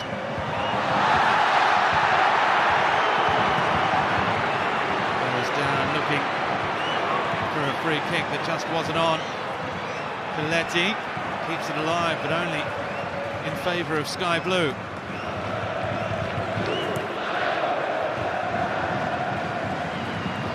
Goodwood Reich.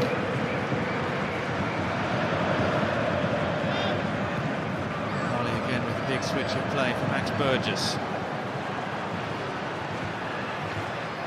Parsons forced back again. Who's playing at the moment almost as a second right back, Alex Parsons.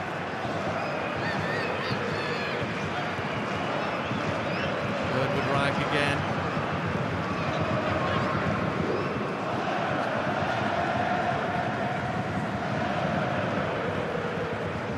Grant.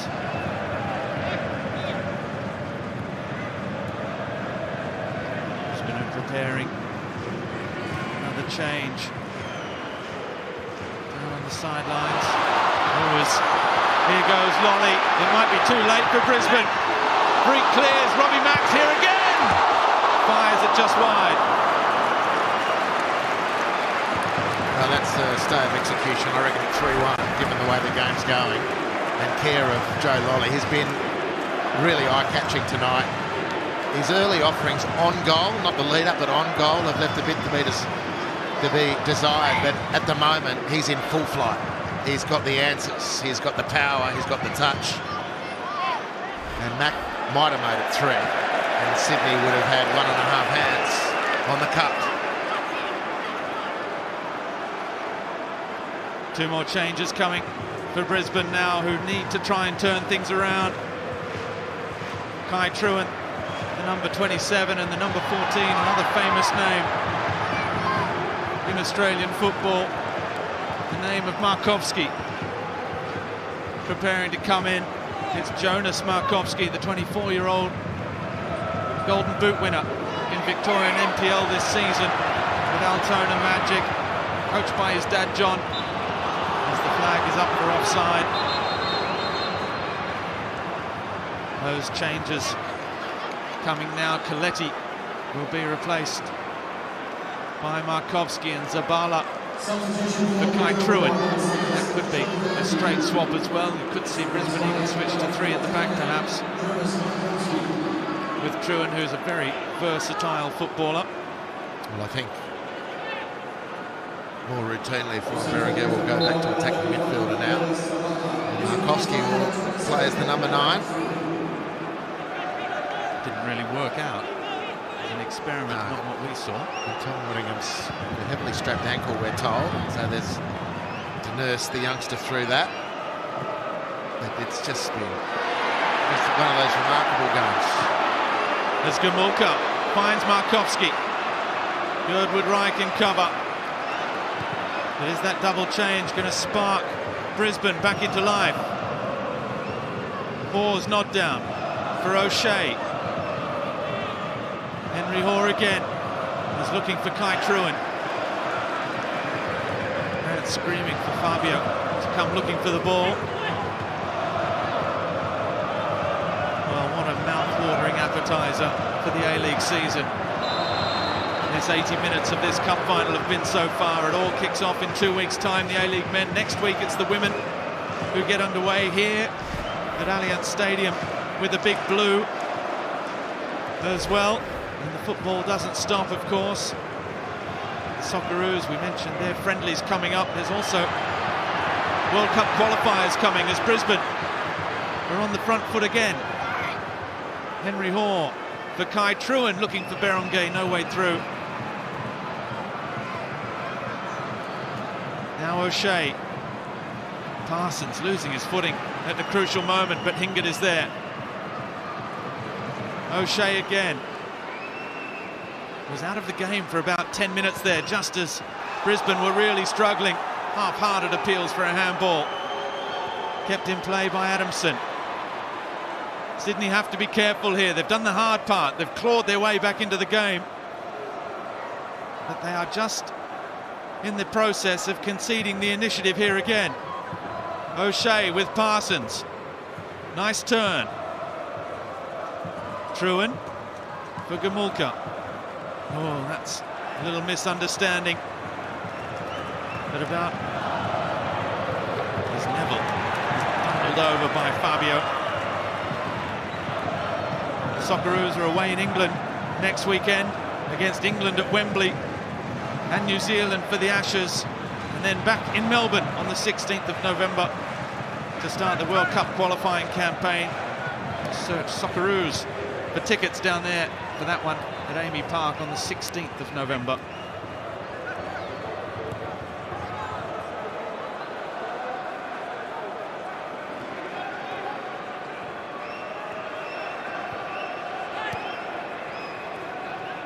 O'Shea with Gamulka.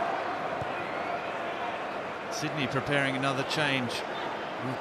Jaden Kucharski preparing to come on, another of these outrageously talented youngsters. The one that if he hadn't scored that 123rd minute equaliser against the Mariners back in the round of 32, Sydney wouldn't be here. And we're looking forward to a breakout season for Jaden. Maybe this is it. He's got great talent, huge excitement factor. I suspect he'll come on for Robbie Mack, would be my guess. They're close, Sydney, but they haven't been able to put Brisbane away. And it's just one moment from Brisbane can get them back level.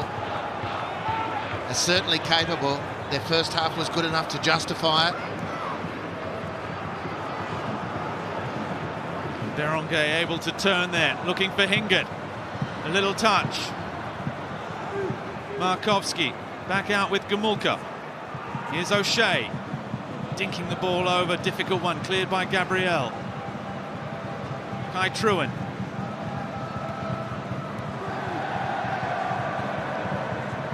Parsons can't control. And Joe Lolly has been exceptional in this second half. Looks to release Ryan Grant. Nobody up there with them though down this right-hand side, so Grant has to turn back and wait. Lolly again. Fabio's there at the back post. It's towards him. Aldred coolly diffusing the live one down for his goalkeeper.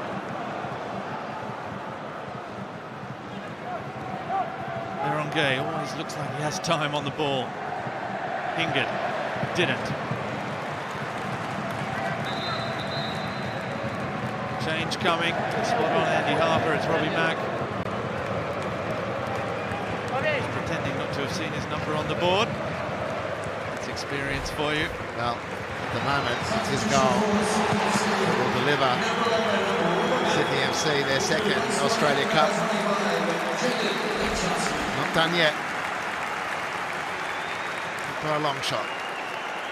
More than enough time for Brisbane to shake the foundations of this wonderful stadium. Geez, Allianz, isn't it? A great place to watch football, and it's not a full house, which is disappointing, but the good number of Sydney fans who have turned up made a hell of a noise when that second goal went in. It was brilliant.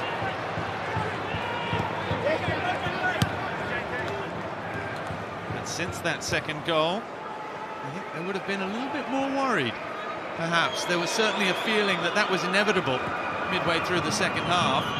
It's not the case now. It's Brisbane have steadied the ship, but here they come again. The marauding figure of Joe Lolly. He has been irrepressible since the break. That's a good ball for Fabio! No!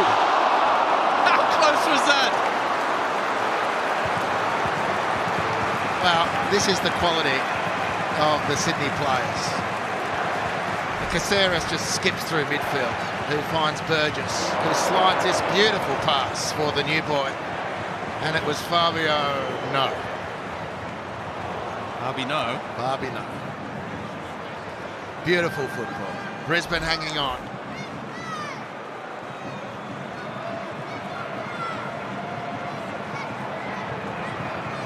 Now, the youngster, Kucharski, with this corner.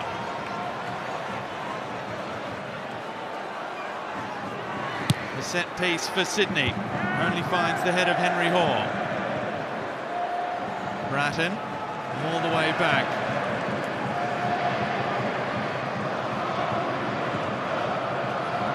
It's been a great advertisement for the game if you're at home watching. You're thinking you'd like to see your kids out here doing this one day. There is the Mini Roos program from Football Australia to initiate the youngsters fall in love with the round ball.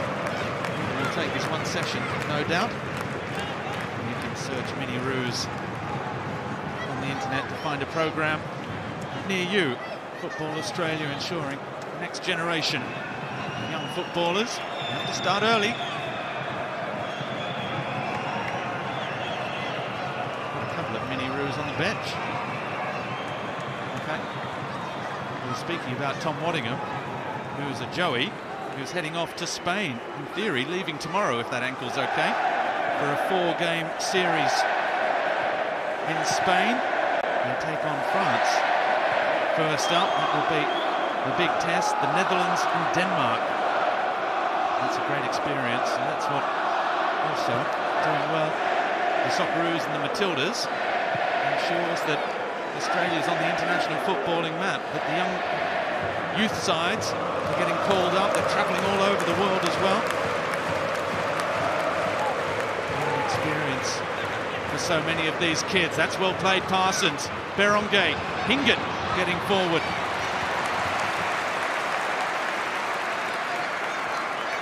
Berenguer asking the question of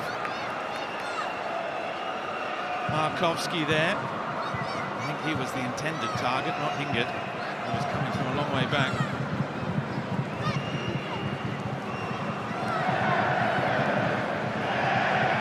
If it stays like this, Sydney will lift the cup for a second time. Berenguer's done well though. Brisbane will be looking to send this into extra time. Markovski with Kai Truin. O'Shea, Henry Hoare turns outside. Hingett, they're queuing up, driving the ball back. Parsons fires wide. What a moment that would be for him. Well, in the end, I think there was too many cooks spoiling the broth. The build-up was lovely, and then the double-up, particularly on the near side, I think it was just that slight hesitation where Alex and Jack sort of second-guessing each other, and the moment came and went, much to the chagrin of the Brisbane fans. It would have been a spectacular and dramatic equaliser.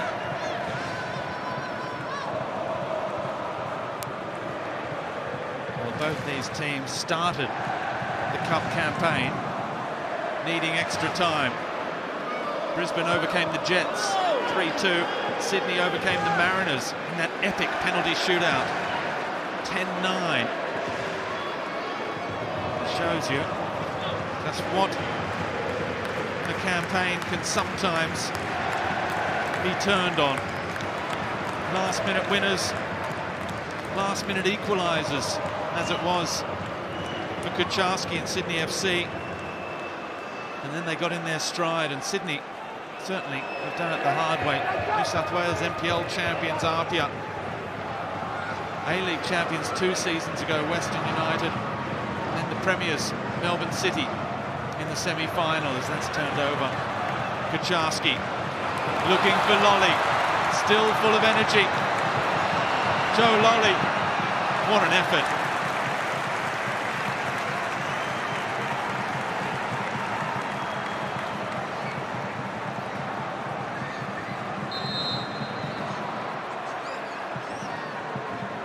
Minutes of stoppage time. Fabio for Kucharski. Kucharski hits it, saves, spilled, Fabio! Oh yes, this time he has it. And the Brazilian is the hero for Sydney FC. Or is he not? The referee heading across to have a word from his assistant. There is no VAR here. Goal stands. 2 goals from the second half substitute, Fabio. Jaden Kucharski playing his part in that one. And Sydney now a home and host. Well, the Harvey Norman replay shows Ryan Grant in the offside position, but not ending up touching the ball, even though he made a play at the ball. Anyway, it's Fabies for the second time to clinch the cup for Sydney. Good work all game from Macklin Freak. Just spilled that one, which is not a criticism. He did well to get down to it, but couldn't recover. And Fabio makes it 3 for Sydney. He's not even fit enough to start. The big Brazilian. Brisbane Roar and their fans feeling hard done by. Ross Aloisi. You can read his lips there, you don't need my assistance. Another choice of words. And you can see, at least I think, why they're unhappy. You can't say that Ryan Grant was not involved in the play. He was running towards the ball trying to get there, but he didn't. Whether he had an impact on either Macklin Freak or Scott Neville, the referee decided he didn't, that Fabio would have scored anyway, which I tend to agree with. And now committing numbers forward, they have to be careful. He is quick for a big man. Fabio on a hat-trick, just wide. Quick for a big man. Have you seen Usain Very Bolt? quick Have you for seen a big Usain Bolt? Who's another very quick big man. Jeez,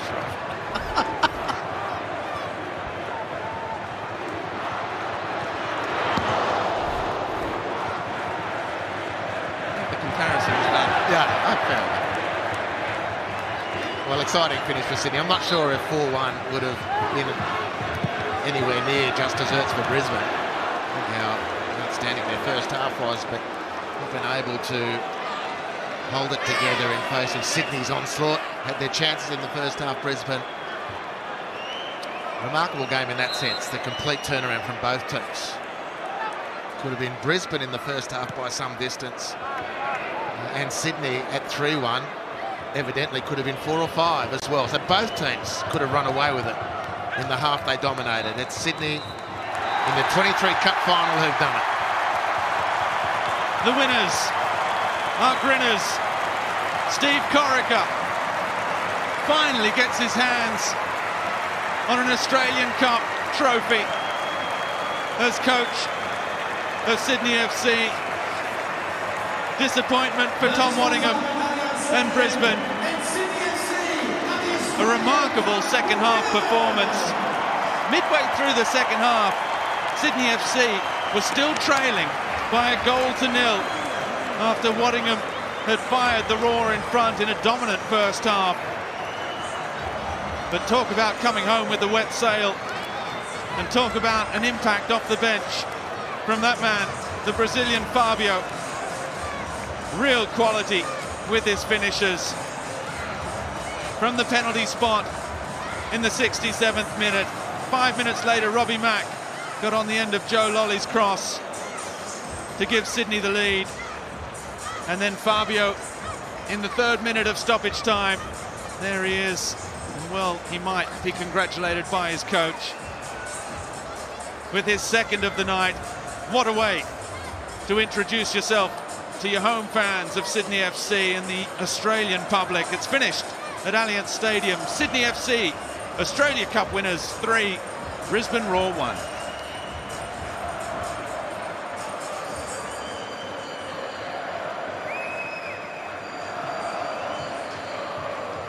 Well, what a glorious night for the Sky Blues and for all of their fans. Over 15,000 of them here at Allianz Stadium. They are the 2023 Australia Cup winners, finalists for the 4th time, lifted it in 2017, and this is the 2nd time they've done it. The first Stephen Corica does it ever. He was the assistant coach alongside you, Alex Brosk, in 2017 when Sydney lifted it.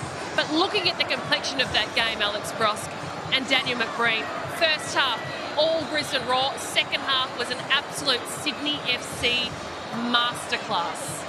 Yeah, well, it was definitely a game of two halves, wasn't it, the old saying. But look, Brisbane, they came out fast, they came out hard and put pressure on Sydney, took the lead deservedly. But what a different side that was from Sydney FC. Joe Lolly, exceptional. He just couldn't quite hit the mark in the first half, but he really took hold of that game.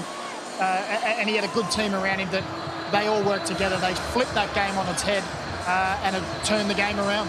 Let's get some reaction now with Daniel Garvey.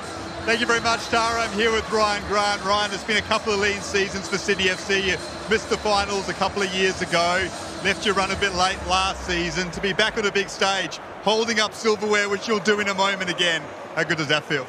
Yeah, really good. Like you said, it's been a couple of lean seasons for us, which where we've come from the last, I think, 10 years, we've been very successful. So, yeah, it's a good start to the season. Obviously, it's a very important trophy. Any silverware is very important to us at Sydney FC. So, to get one is, yeah, a great start.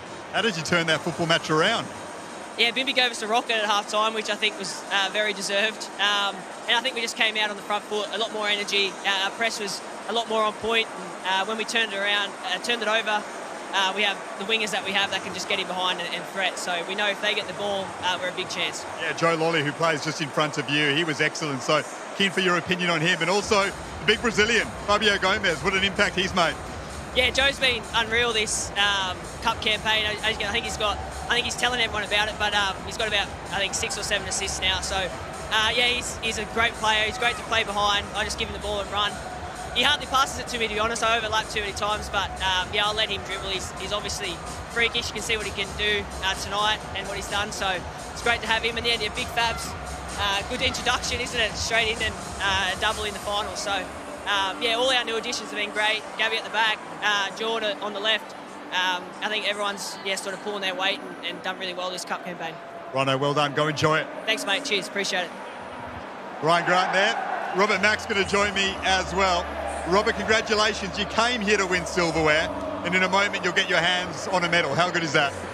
Yeah, it's very nice because the pre-season is long and this cup helps us to go step by step towards the season, and what a perfect start of the season with the trophy. So we are really happy. Even the first half was not very good from us, but the second half we came out and we played really good, and we deserve to win for the second half, and we are very happy, and now the season can start. Tell us about your relationship with Joe Lolly. He set you up for that all-important second goal. You seem to have a bit of synergy between you. Yeah, he's always there. He's doing a very good job. I think he's got 6 assists in the cup, so he's a really important player for us. And we've been together almost like 1 year, and we understand each other. We know what we can expect from each other, and hopefully we can have this good season. And yeah, let's go for another trophy. What does it mean to you to get your hands on a trophy? Because probably wasn't quite the season you wanted to have last season as a club. Does it feel like things are changing at Sydney FC leading into the A-League's campaign off the back of this?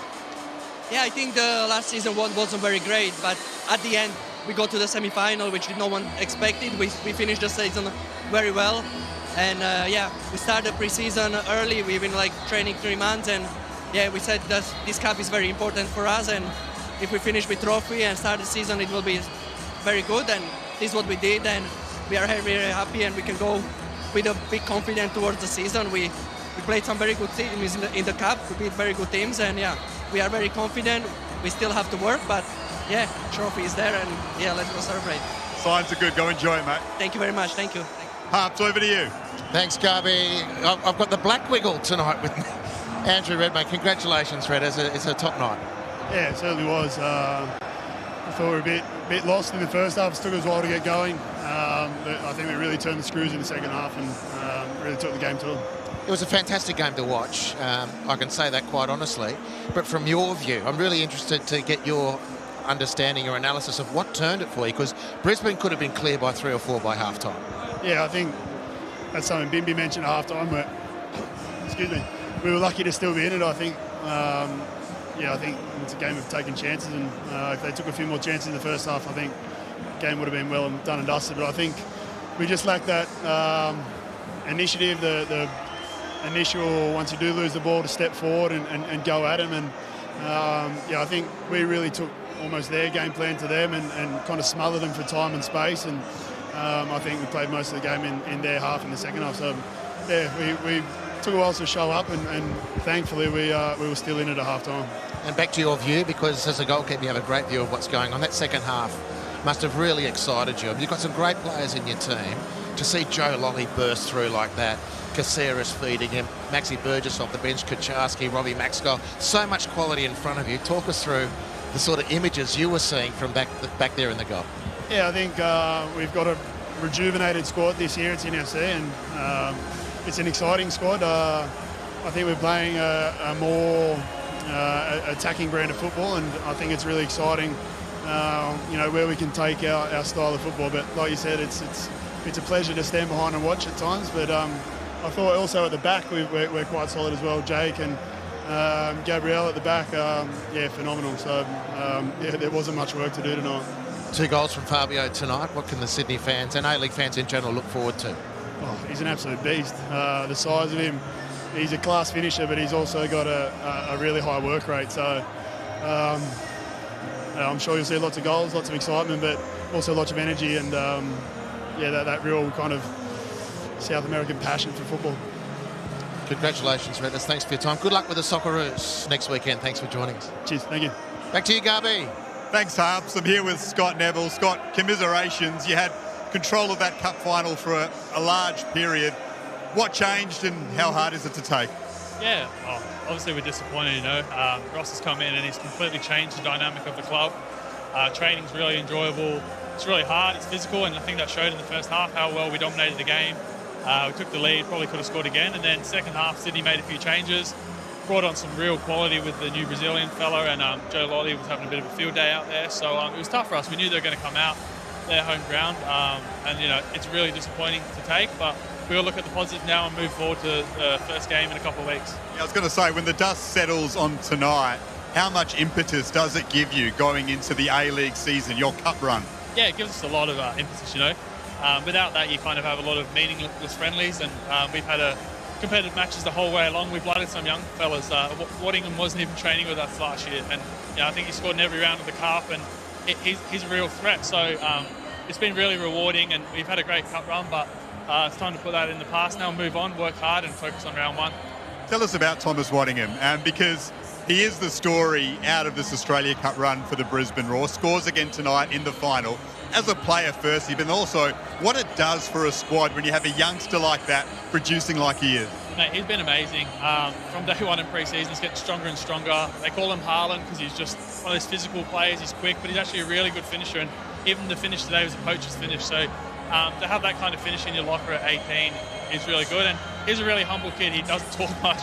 I think he's from Cairns region, but he's got a really good head on his shoulders, and if he continues to work hard and have influences like Ross and the playing group we have, then I think he can go a very long way. Scotty, commiserations. Well done in your game, and good luck for the season. Thank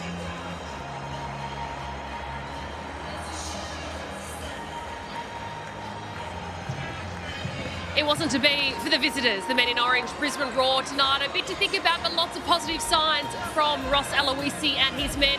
But tonight is all about the Sky Blues and Sydney FC, who are your 2023 Australia Cup winners. Do not go anywhere. A huge night here at Allianz Stadium. 3-1, they got it done.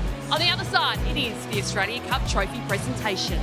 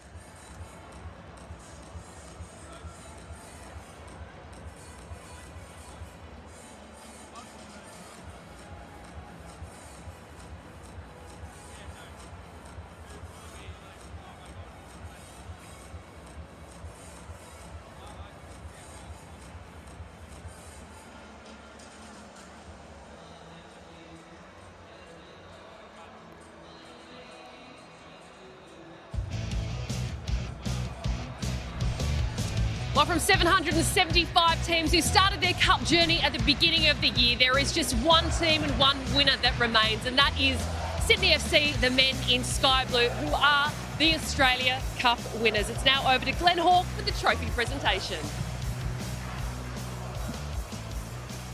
Honoured guests, ladies and gentlemen, what an outstanding Australia Cup final 2023. An enthralling contest between these two teams, Sydney FC and Brisbane Roar. Would you please join me in welcoming our official party for tonight's official presentation. Sydney FC CEO Adam Santo, Brisbane Roar CEO and Chair Kaz Batafta, Football Australia CEO James Johnson, and former Socceroo Steve Horvath. Football Australia would like to take this opportunity to thank Australia Cup broadcast partner Network 10, not only for tonight's amazing broadcast, but for streaming all 33 final round matches, both live and free. We'd also like to thank the Australia Cup partners, Qantas, Mitre and Subway.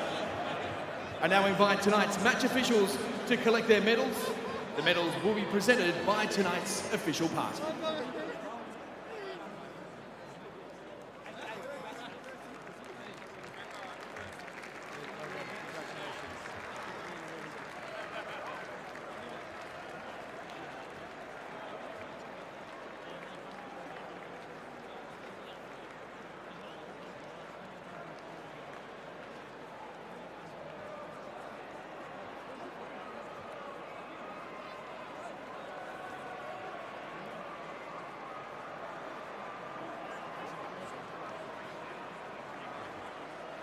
The best player of the Australia Cup Final 2023 receives the Mark Viduka Medal, named after one of Australia's finest football talents and voted on by the appointed FA panel.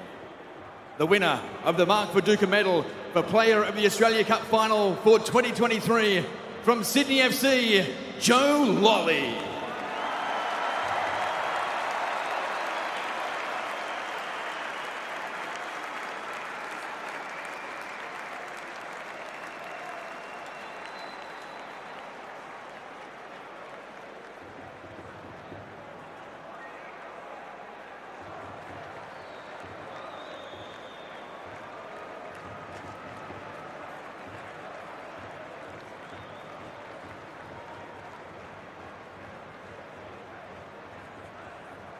This year, the Mark Viduka Medal will be presented by his former teammate and Socceroo, Steve Horvath.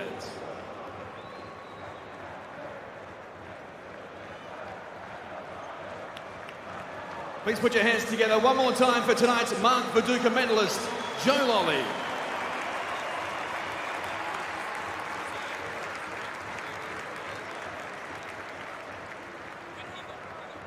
We now invite the captain of Brisbane Roar, Tom Aldred, to the microphone to say a few words on behalf of his team.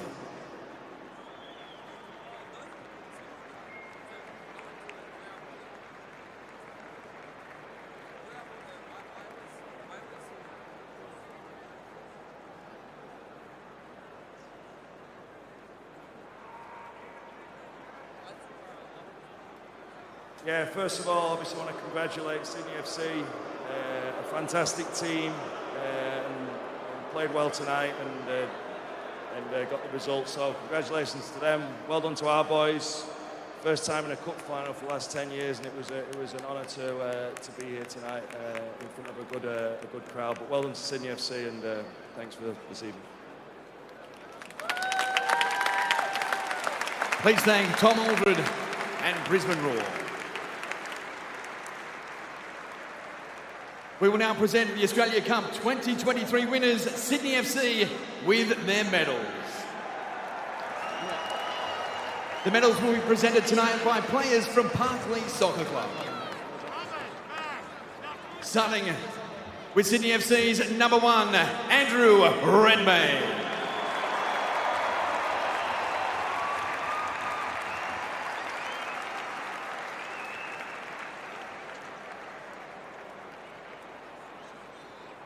Number 3, Aaron Good.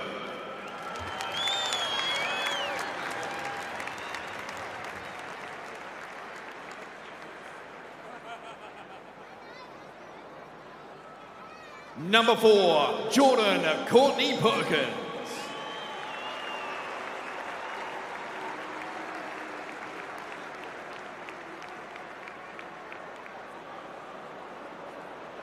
Number 8, Jake Girdwood Wright.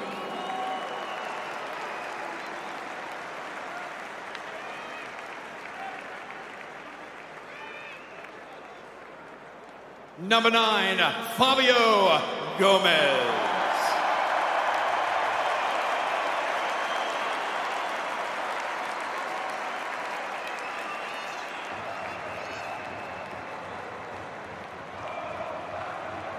Number 10, the Mark Paducah medalist, Joe Lolly.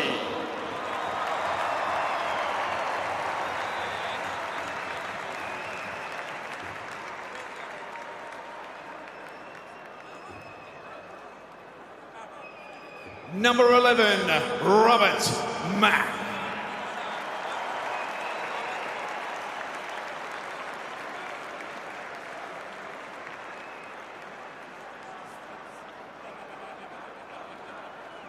Number 12, Corey Holman.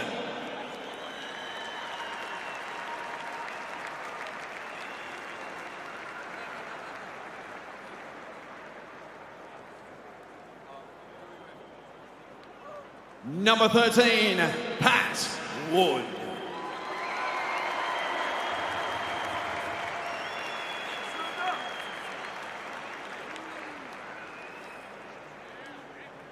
Number 15, Gabriel Lacerda.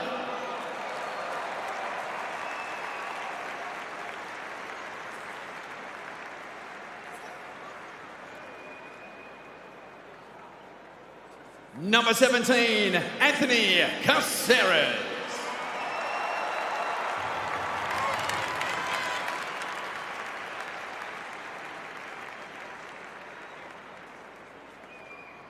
Number 22, Max Burgess.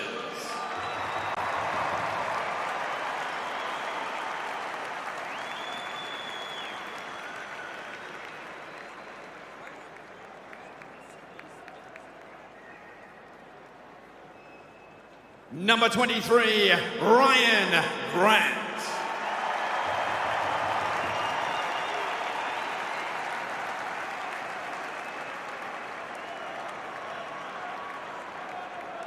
Number 25, Jaden Kucharski.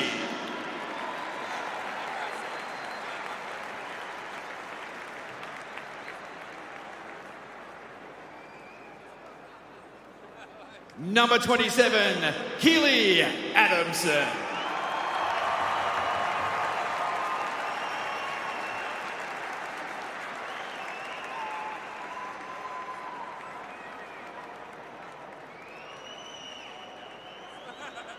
Number 28, Nathan Amanatidis.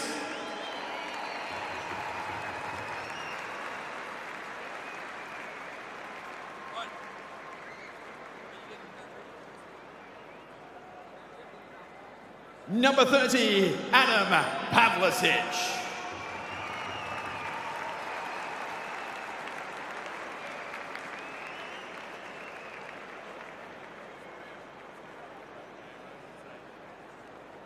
The Sydney FC head coach, Steve Corica.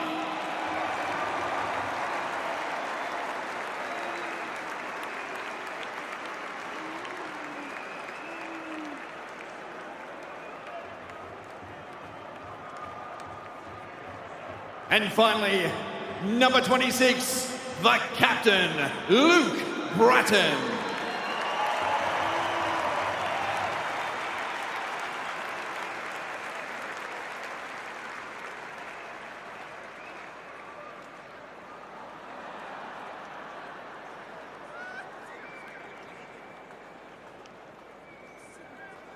Hello. First and foremost, Brisbane. Fantastic game. You played some great football, and I think you're going to do some. You're going to be up there this season for sure. Some sponsors: Macquarie Uni, Cannon Tire, McDonald's, Smeg, Karma, Carbiz, Under Armour, and Bill Berger. Thanks for supporting us. The board. Thanks for everything. our fans, you were great tonight. Thank you.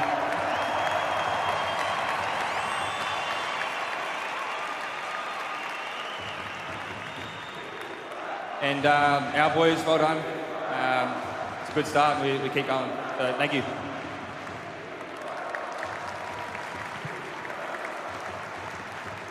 I would now like to invite Sydney FC legend Michael Zulo to present the Australia Cup to Sydney FC.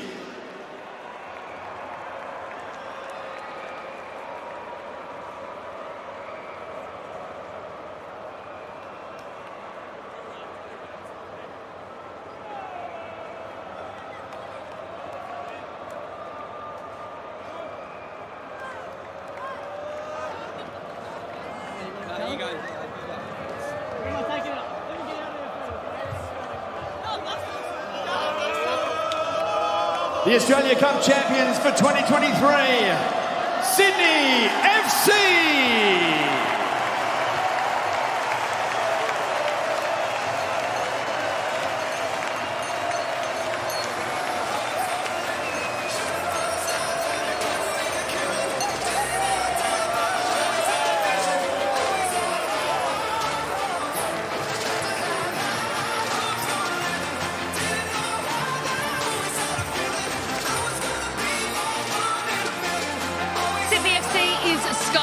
This evening, your 2023 Australia Cup winners. What a result it was from this incredible team. 3-1, the result over the Brisbane Roar. We are off to a short break. More celebrations coming up on the other side. We'll hear from that man in front of screen too, Joe Lolly, the Mark Viduka medalist. Don't go anywhere.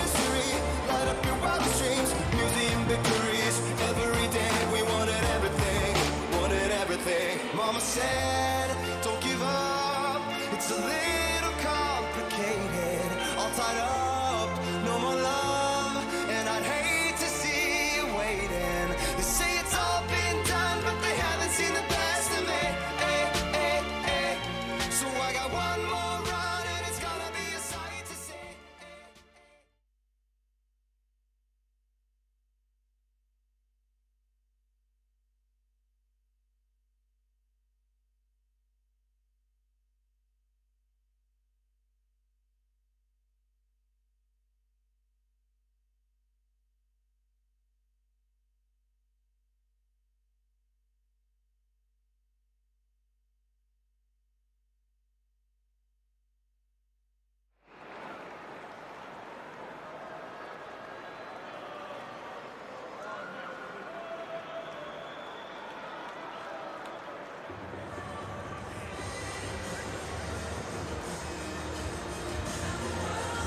Congratulations once again to the Australia Cup winners 2023.